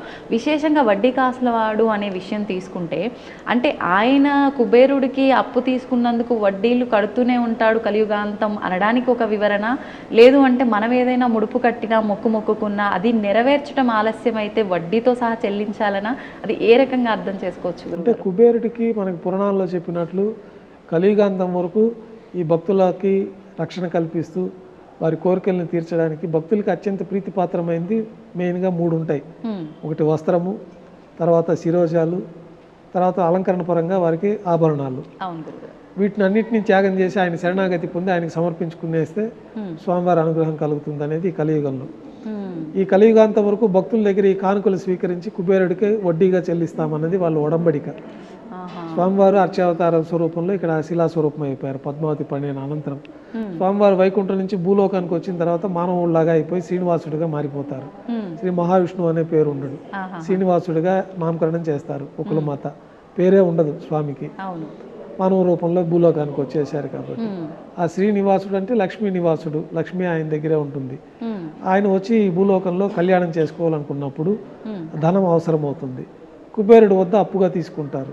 కుకులమాతాదేవి వారి ద్వారా అప్పుగా తీసుకొని అంగరంగ వైభవంగా ఆకాశ మహారాజు పుత్రికగా మనకి పద్మావతి అమ్మవారు ఉన్నారు, వారి ద్వారా ఈ యొక్క కళ్యాణం జరుగుతుంది. ఈ కళ్యాణంలో తీసుకున్న అప్పు కోసం అని చెప్పి కలియుగాంతం వరకు వచ్చే వడ్డీగా చెల్లిస్తారని ఒక ఒడంబడిక ఉన్నట్టు మనకి పురాణాలు తెలుస్తుంది. ఆ యొక్క దీనిపైన కూడా వడ్డీ కాసులు వాడ అని పేరు వచ్చింది. అట్లాగే భక్తులు కూడా వాళ్ళు స్వామివారికి ఇప్పుడు మీరు ఒక 100 రూపాయలు మీకు సమర్పించుకుంటానంటారు, ఆ టైంకి సమర్పించుకోలేకపోతే దానికి అదనంగా మరికొంత నగదును చేర్చి అపరాధ రుసుం కింద వడ్డీ కాసుల కింద దాన్ని చేర్చుకొని సమర్పించడం అనేది జరుగుతూ ఉంటుంది. అంటే చేర్చడం మనకు తోచినంత చేర్చొచ్చు అంటారు, తోచినంత దాన్ని. అట్లాగే ముడుపులు కట్టుకోవడం అనేది కూడా ఉంటుంది. వాళ్ళ ఒక కామ్యం కోసం, ఒక కోరిక కోసం స్వామివారికి ఒక పవిత్రమైన రోజున, ఒక శుభదినం రోజు వాళ్ళు ఏదో స్వామివారి ఇంట్లో ప్రార్థన చేసుకొని వాళ్ళ కుటుంబం అంతా ఒక కోరిక కోరుకోవడం, దాన్ని ఒక పసుపు బట్టలో పవిత్రంగా ఒక నగదు రూపంలో బిళ్ళలుగా రూపాయలు 5 రూపాయలు కాయిన్స్ దాంట్లో ముడుపు కట్టి ఆ ముడుపును అట్లాగే పూజ రూమ్లో ఉంటుంది. పవిత్రంగా వాళ్ళకి కోరిక అంతా తీరిపి స్వామివారి అనుగ్రహం తేట పిలుపు వచ్చినప్పుడు ఆ ముడుపు తీసుకొని ఇంకా కొంతమంది గ్రామంలో మిగతా భక్తులు కూడా రాలేని వాళ్ళ దగ్గర కూడా ఈ గ్రామంలో తిరుగుతారు. తిరుమల వెళ్తున్నాము అని ఒక పసుపు పెట్టుకొని ఆ హుండీలో ముడుపులు సమర్పించుకున్న వాళ్ళు రాలేకపోయి వాళ్ళకున్న వాళ్ళు కూడా వాళ్ళ దగ్గర నుంచి తీసుకొని వాళ్ళందరి తరఫున తిరుమలకు వచ్చి స్వామివారికి సమర్పించే విధానం కూడా ఉంది. ఇదంతా ప్రాచీన సాంప్రదాయాలు. ఇప్పుడు కూడా కొన్ని గ్రామాల్లో ఆ సాంప్రదాయాన్ని పాటిస్తూ ఉంటారు. గతంలో తిరుమల క్షేత్రం అంతా కూడా అడవిలో ఉండేది. క్రూరమైన మృగాలు, మంచి దట్టమైన అడవి ప్రాంతంలో ఈ దేవాలయం ఉండేది. మొట్టమొదట మనకి ఆది కలియుగంలో అక్కడ ఆవిర్భవించినప్పుడు స్వామివారికి విశ్వకర్మే వచ్చి ఈ దేవాలయాన్ని మణులు, మాణిక్యాలు, బంగారంతో నిర్మాణం చేసినట్టు మనకి పురాణాలు. తర్వాత యుగాలు అంతమైనప్పుడు ఇవంతా భూముల్లో కలిసిపోవడం, తర్వాత స్వామివారి శిలాస్వరూపం మాత్రం అట్లాగే ఉండడం, ఆ శిలాస్వరూపాన్ని మనకి స్వప్నంలో కనిపించే స్వామివారి ఆవిర్భవింప చేసుకోవడం, తిరిగి మనం ఆలయ నిర్మాణం చేసుకోవడం. ఈ కలియుగం ప్రారంభంలో కూడా 3-4 శతాబ్దాల తర్వాత, అంతకుముందు ఆది మానవులుగా మనకి జ్ఞానం ఏమి ఉండదు.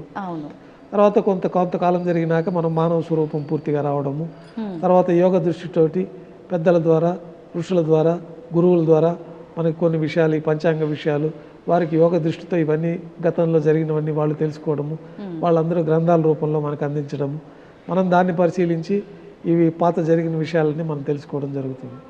ఆ విధంగా కలియుగంలో స్వామివారికి 3-4 శతాబ్దాల నుంచి ఆలయ నిర్మాణం జరిగింది.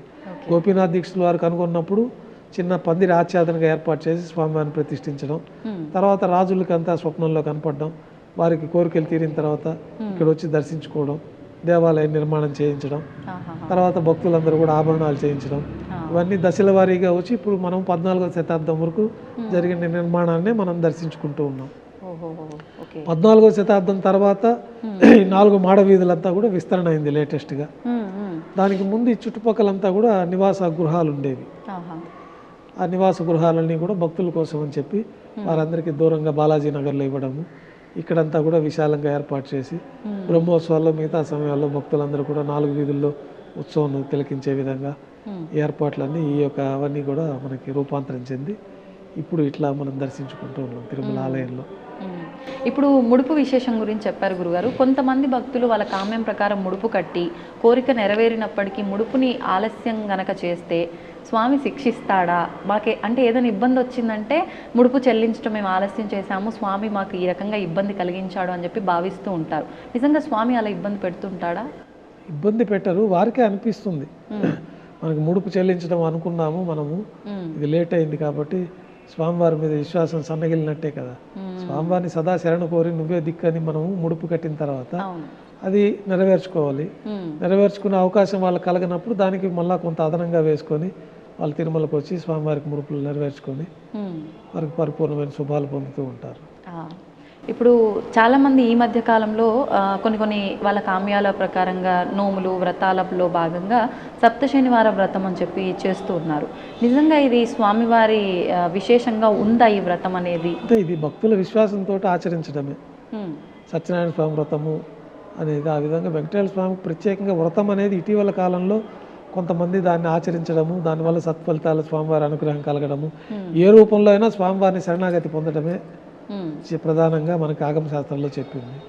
ఆ శరణాగతి రకరకాల రూపాల్లో స్వామివారిని సేవించుకుంటూ ఉంటారు. ఇట్లాగైతే ఈ వ్రతాన్ని ఒకటి ఏర్పాటు చేసిన దానివల్ల నియమనిష్టలతోటి మామూలు రోజుల కంటే ఇంకా భక్తి శ్రద్ధలతోటి ఆ యొక్క దీక్ష తీసుకొని వాళ్ళు సప్త శనివారాలను కొంతమంది మండలం రోజు స్వామివారిని ఆరాధించుకుంటూ గోవిందమాలను వేసుకునే ఇది కూడా ఇటీవల ప్రారంభమైంది.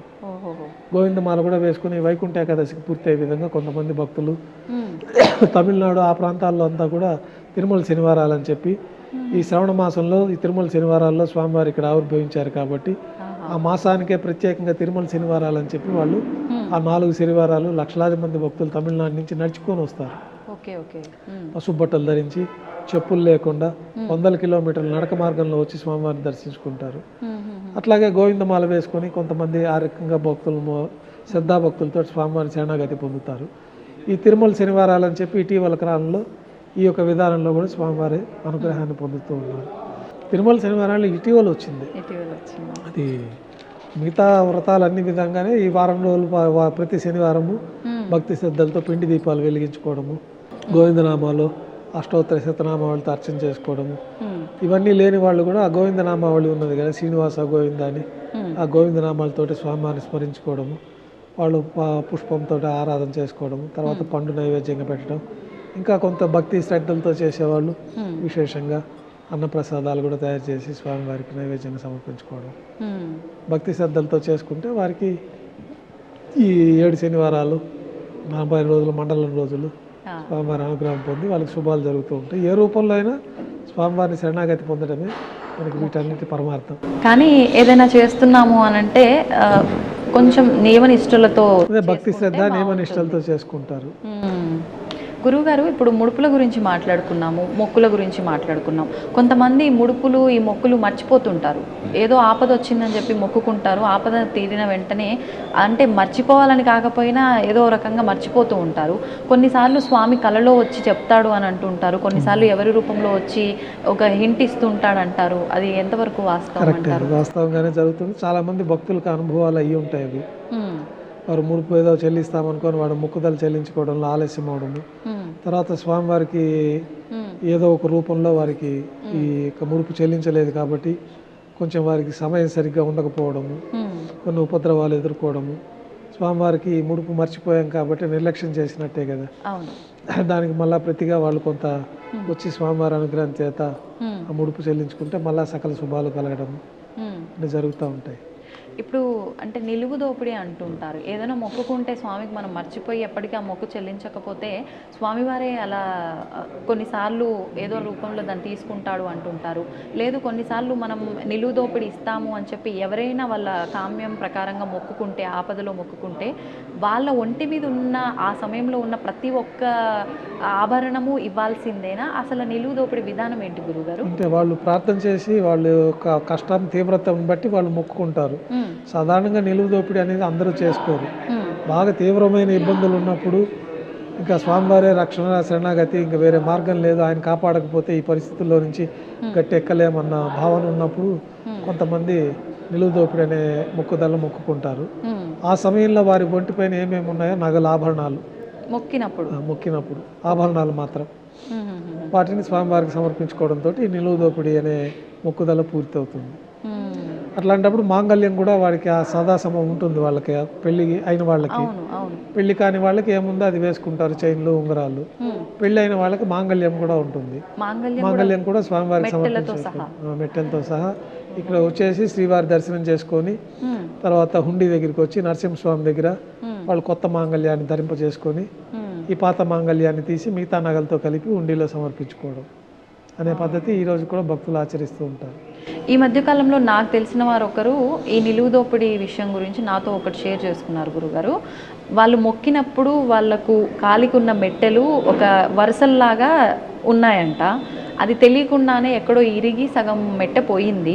ఇప్పుడు నేను మొక్కినప్పుడు పూర్తి మెట్టె ఉంది, తర్వాత ఇప్పుడు సగమే ఉంది, మరి నేను దీని బదులు కొత్త మెట్టె తీసుకొని వేయాలా, లేకపోతే ఇంతవరకే ఉంది కాబట్టి ఇంతవరకే వేయాలా అనేది నన్ను ఒక సందేహం అడిగారు. అంతవరకే ఉండేది అంతవరకే వేయచ్చు, మన శరీరం పైన ఉండేదే వేస్తాం కాబట్టి వేస్తాము.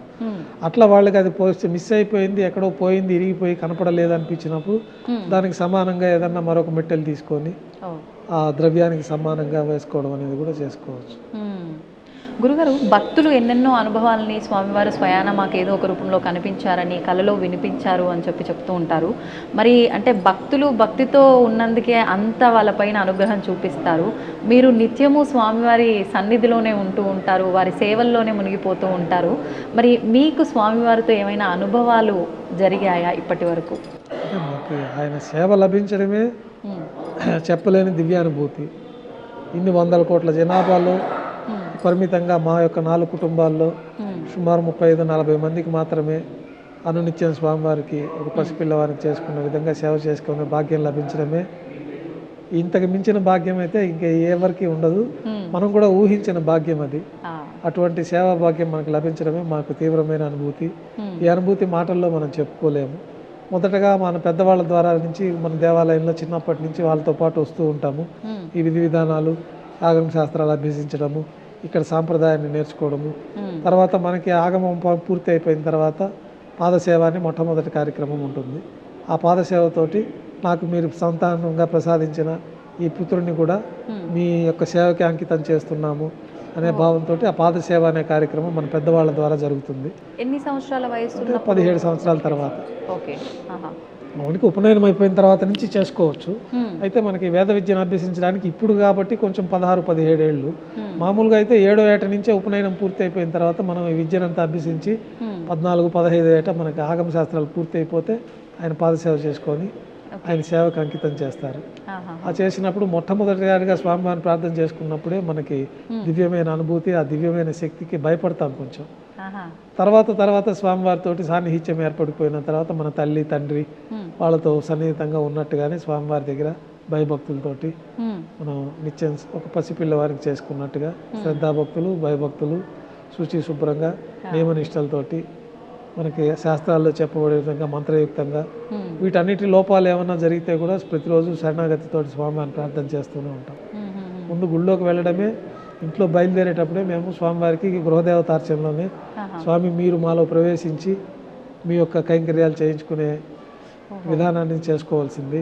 ఈ మానవ దేహం వల్ల ఏదైనా తప్పులు జరిగితే మన్నించాలా, మీ సేవ కోసం మాకు ఈ జన్మను ప్రసాదించారు, మీరు మాలో ప్రవేశించి మీరు సేవ చేసుకోవాల్సిందే, కానీ మీకు సేవ చేసేంత శక్తి మానవ దేహానికి మాకు తెలిసి లేదు, మీరు ఇచ్చారు కాబట్టి జన్మ, మీరు మాలో ప్రవేశించి సంతృప్తికరమైన సేవ చేయించుకోవాల్సిందిగా శరణాగతి పొంది ఆ మంత్రాల ద్వారా మనం ఆలయంలోకి ప్రవేశిస్తాము. ఆలయంలోకి ప్రవేశించిన తర్వాత కూడా ప్రతి పూజ ప్రారంభంలో ఈ శరణాగతి మంత్రాలను చెప్పుకొని, ఎందుకంటే సాక్షాత్తు మహావిష్ణువు స్వరూపంలో నుంచే దేవతలు ఋషులే మేము మీకు చేయలేమని చెప్పినాక మనం మానవమాత్రలో ఈ జన్మలో మనం ఆయనకు చేయడం అనేది అసాధ్యమైన విషయం.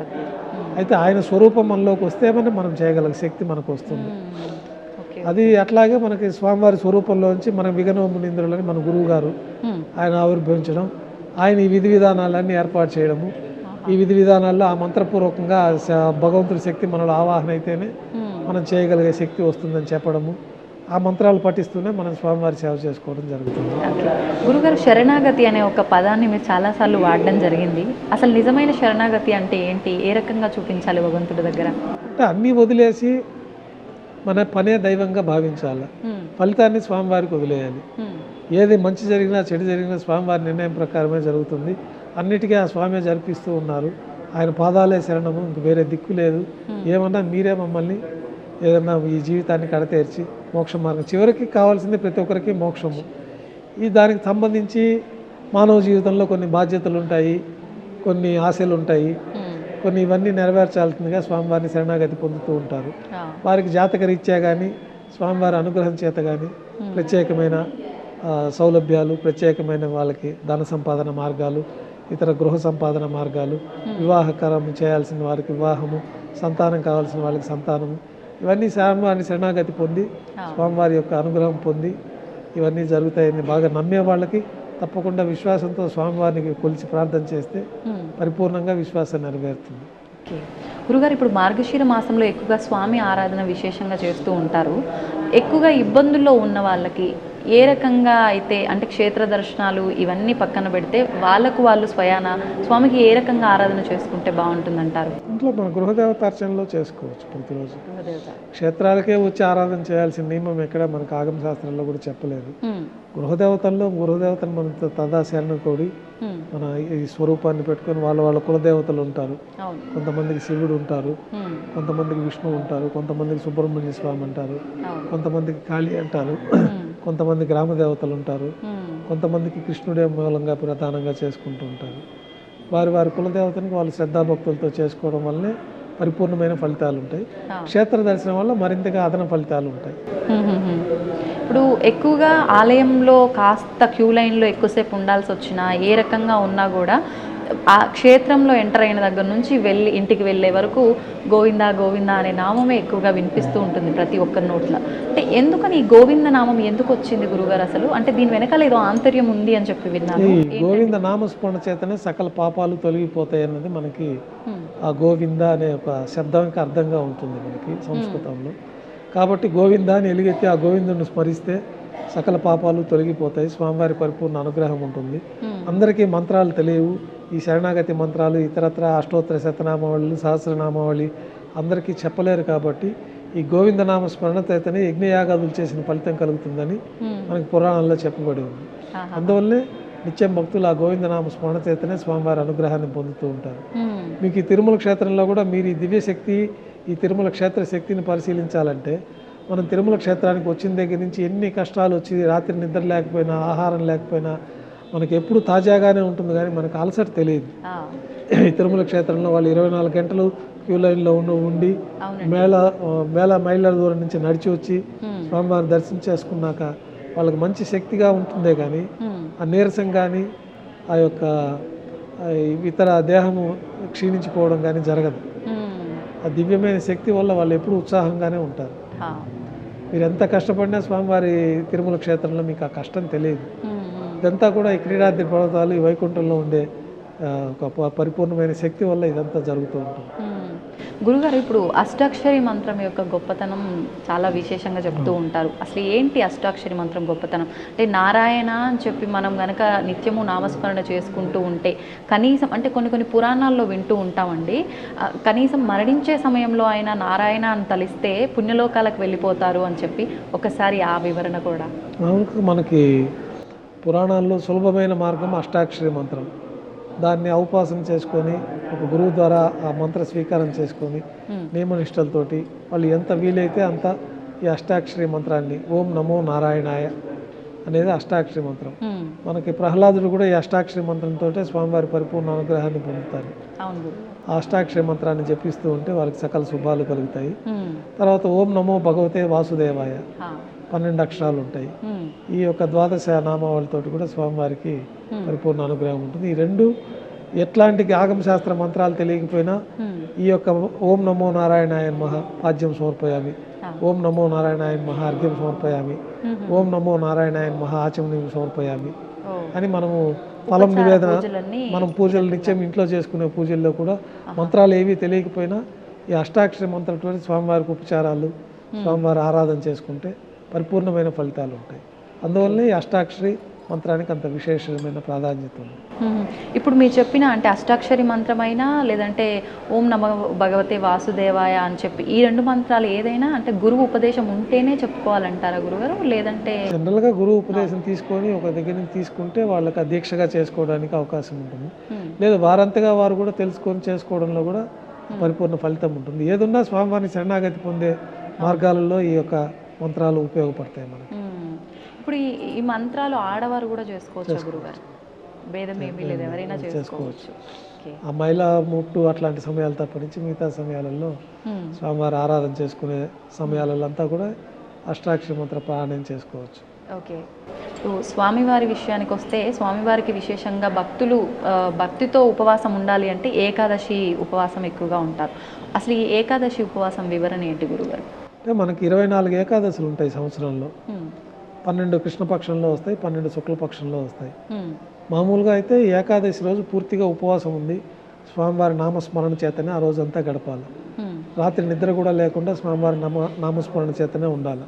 అంటే జాగ్రత్త ఏకాదశి ఉండి ద్వాదశి రోజు ఉదయాన్నే సూర్యోదయ పూర్వం పుష్కరంలో కానీ, నదిలో కానీ, సముద్రంలో కానీ లేదా ఇంట్లో అయినా పరిశుభ్రంగా స్నానం చేసి తర్వాత స్వామివారిని దర్శించుకొని ప్రసాద స్వీకరణతో సూర్యోదయానికి ముందే ఆహారం స్వీకరించేయాలి. అప్పుడే ఏకాదశి వ్రతం అనేది పూర్తి అవుతుంది. 24 ఏకాదశులు ఉంటాయి. 24 ఏకాదశి వ్రత ఫలితాలు ఈ విధంగా చెప్పబడి ఉంది. దాంట్లో మళ్ళీ ఒక్కొక్క ఏకాదశికి ఒక్కొక్క ప్రత్యేకమైన ఫలితాలు కూడా చెప్పబడింది పురాణాల్లో. కాబట్టి 24 ఏకాదశులు చేయలేని వాళ్ళు వైకుంఠ ఏకాదశి పర్వదినం రోజున ఆ రోజు జాగారం ఉండడము, వైకుంఠ ఏకాదశి పర్వదినం రోజున స్వామివారికి ఉపవాసం ఉండి మరుసటి రోజు ద్వాదశి రోజున ఈ యొక్క దీక్ష విరమణ చేయడం అనేది జరుగుతూ ఉంటుంది. అందుకే వైకుంఠ ఏకాదశి కూడా అత్యంత ప్రాశస్త్యం ఉంది. మిగతా ఏకాదశుల్లో ఉండలేని వాళ్ళు కూడా ఈ వైకుంఠ ఏకాదశి రోజున స్వామివారిని దర్శించుకొని ద్వాదశి పర్వదినం రోజున కూడా దర్శించుకోవడము, నామస్మరణ ఇవన్నీ ఎక్కువ మనం ఇంట్లో అంత నియమ నిష్టలతో చేయలేం కాబట్టి ఏకాదశి రోజు స్వామివారి దర్శనం చేసుకొని ద్వాదశి రోజున దీక్ష విరమణ చేయడం అనేది చేసుకుంటూ ఉంటారు. కొంతమంది ఏకాదశి ఉపవాసం ఉన్న రోజున నీళ్ళలో తులసి ఆకులు వేసుకొని తీసుకుంటూ ఉంటారు, తులసి ఆకులు తింటూ ఉంటారు. ఇలా చేయొచ్చు అంటారా? తులసి భక్షణం చేయొచ్చు, ప్రసాదం స్వామివారి ప్రసాదం స్వీకరించవచ్చు. అది తిరస్కరణ అనేది ఉండకూడదు. ఒకవేళ దేవాలయానికి వెళ్ళారనుకోండి, వెళ్ళకపోతే ఇంట్లో వాళ్ళు పాటికి వాళ్ళు ఊరికే తీర్థం తీసుకొని ఉంటారు. తులసి తీర్థమే తీసుకోవాలని ఏం లేదు, వాళ్ళు ఆరాధన చేస్తారు కాబట్టి ఇంట్లో ఆరాధన తీర్థంగా తీసుకుంటారు. స్వామివారి ప్రసాదం తిరస్కరణ అనేది ఉండకూడదు, అది తీసుకోవాల్సిందే. మేము ఏకాదశి ఉపవాసం ఉన్నాం, మేము ప్రసాదం తీసుకోవడం అంటే గుడికి వచ్చి తీసుకోకపోతే అది కూడా దోషం అవుతుంది. కాబట్టి గుడికి వచ్చారంటే ప్రసాదం తీసుకోవడమే, స్వామివారే పిలిపించుకున్నట్టు గుడికి వెళ్ళారు. ఉపవాసంలో ఉన్నప్పటికీ తీర్థ ప్రసాదాలు స్వీకరించాలి. తీర్థం అంటే మనం ఆ తీర్థం తీసుకుంటాం, ఆ అన్న ప్రసాదాలు మనం వండుకొని ఆ ప్రసాదం తీసుకోకుండా ఉపవాసం ఉండి దేవుడికి కూడా మనం ఆ రోజు ఏదో ప్రసాద నైవేద్యం పెట్టి అది పిల్లలు వాళ్ళు స్వీకరిస్తారే కానీ మన అన్న ప్రసాదాలు మనం తీసుకోవాలి, తీర్థం స్వీకరణ చేయొచ్చు. ఇప్పుడు స్వామికి తులసి పత్రాన్ని పూజలో మనం ఎక్కువ విశిష్టం. విష్ణు దేవాలయాల్లో తులసి అర్చన విశేషం. అంటే ఇంట్లో పూజ చేస్తున్న తులసి మొక్క పత్రాలు కూడా స్వామికి పూజ చేయొచ్చా గురుగారు? ఏం పర్వాలేదు. అంటే చాలా మంది పూజ చేస్తున్నాం కాబట్టి ఆ చెట్టువి పత్రాలు తెంపకూడదు, స్వామికి పూజ చేయకూడదు అంటుంటారు. దొరకనప్పుడు మనం ఇంట్లో తులసి, అందుకే ఇంట్లో తులసి మొక్క పెట్టుకొని ఆరాధన చేసుకుంటూ మనం తులసి లభ్యం కానప్పుడు ఆ తులసి దళం తీసుకొని శుద్ధి కావడానికే తులసి, ఆ తులసి వేస్తే స్వామివారు దేనికి లొంగరు, ఒక తులసి పత్రానికి లొంగిపోతారు. మనకి కృష్ణ అవతారంలో మనకు తులాభారంలో తెలుస్తుంది. బంగారు ఆభరణాలు ఎన్ని వేసినా స్వామివారు లొంగరు, ఒక తులసి దళం వేస్తే స్వామివారు ఆ బరువుకు లొంగిపోతారు.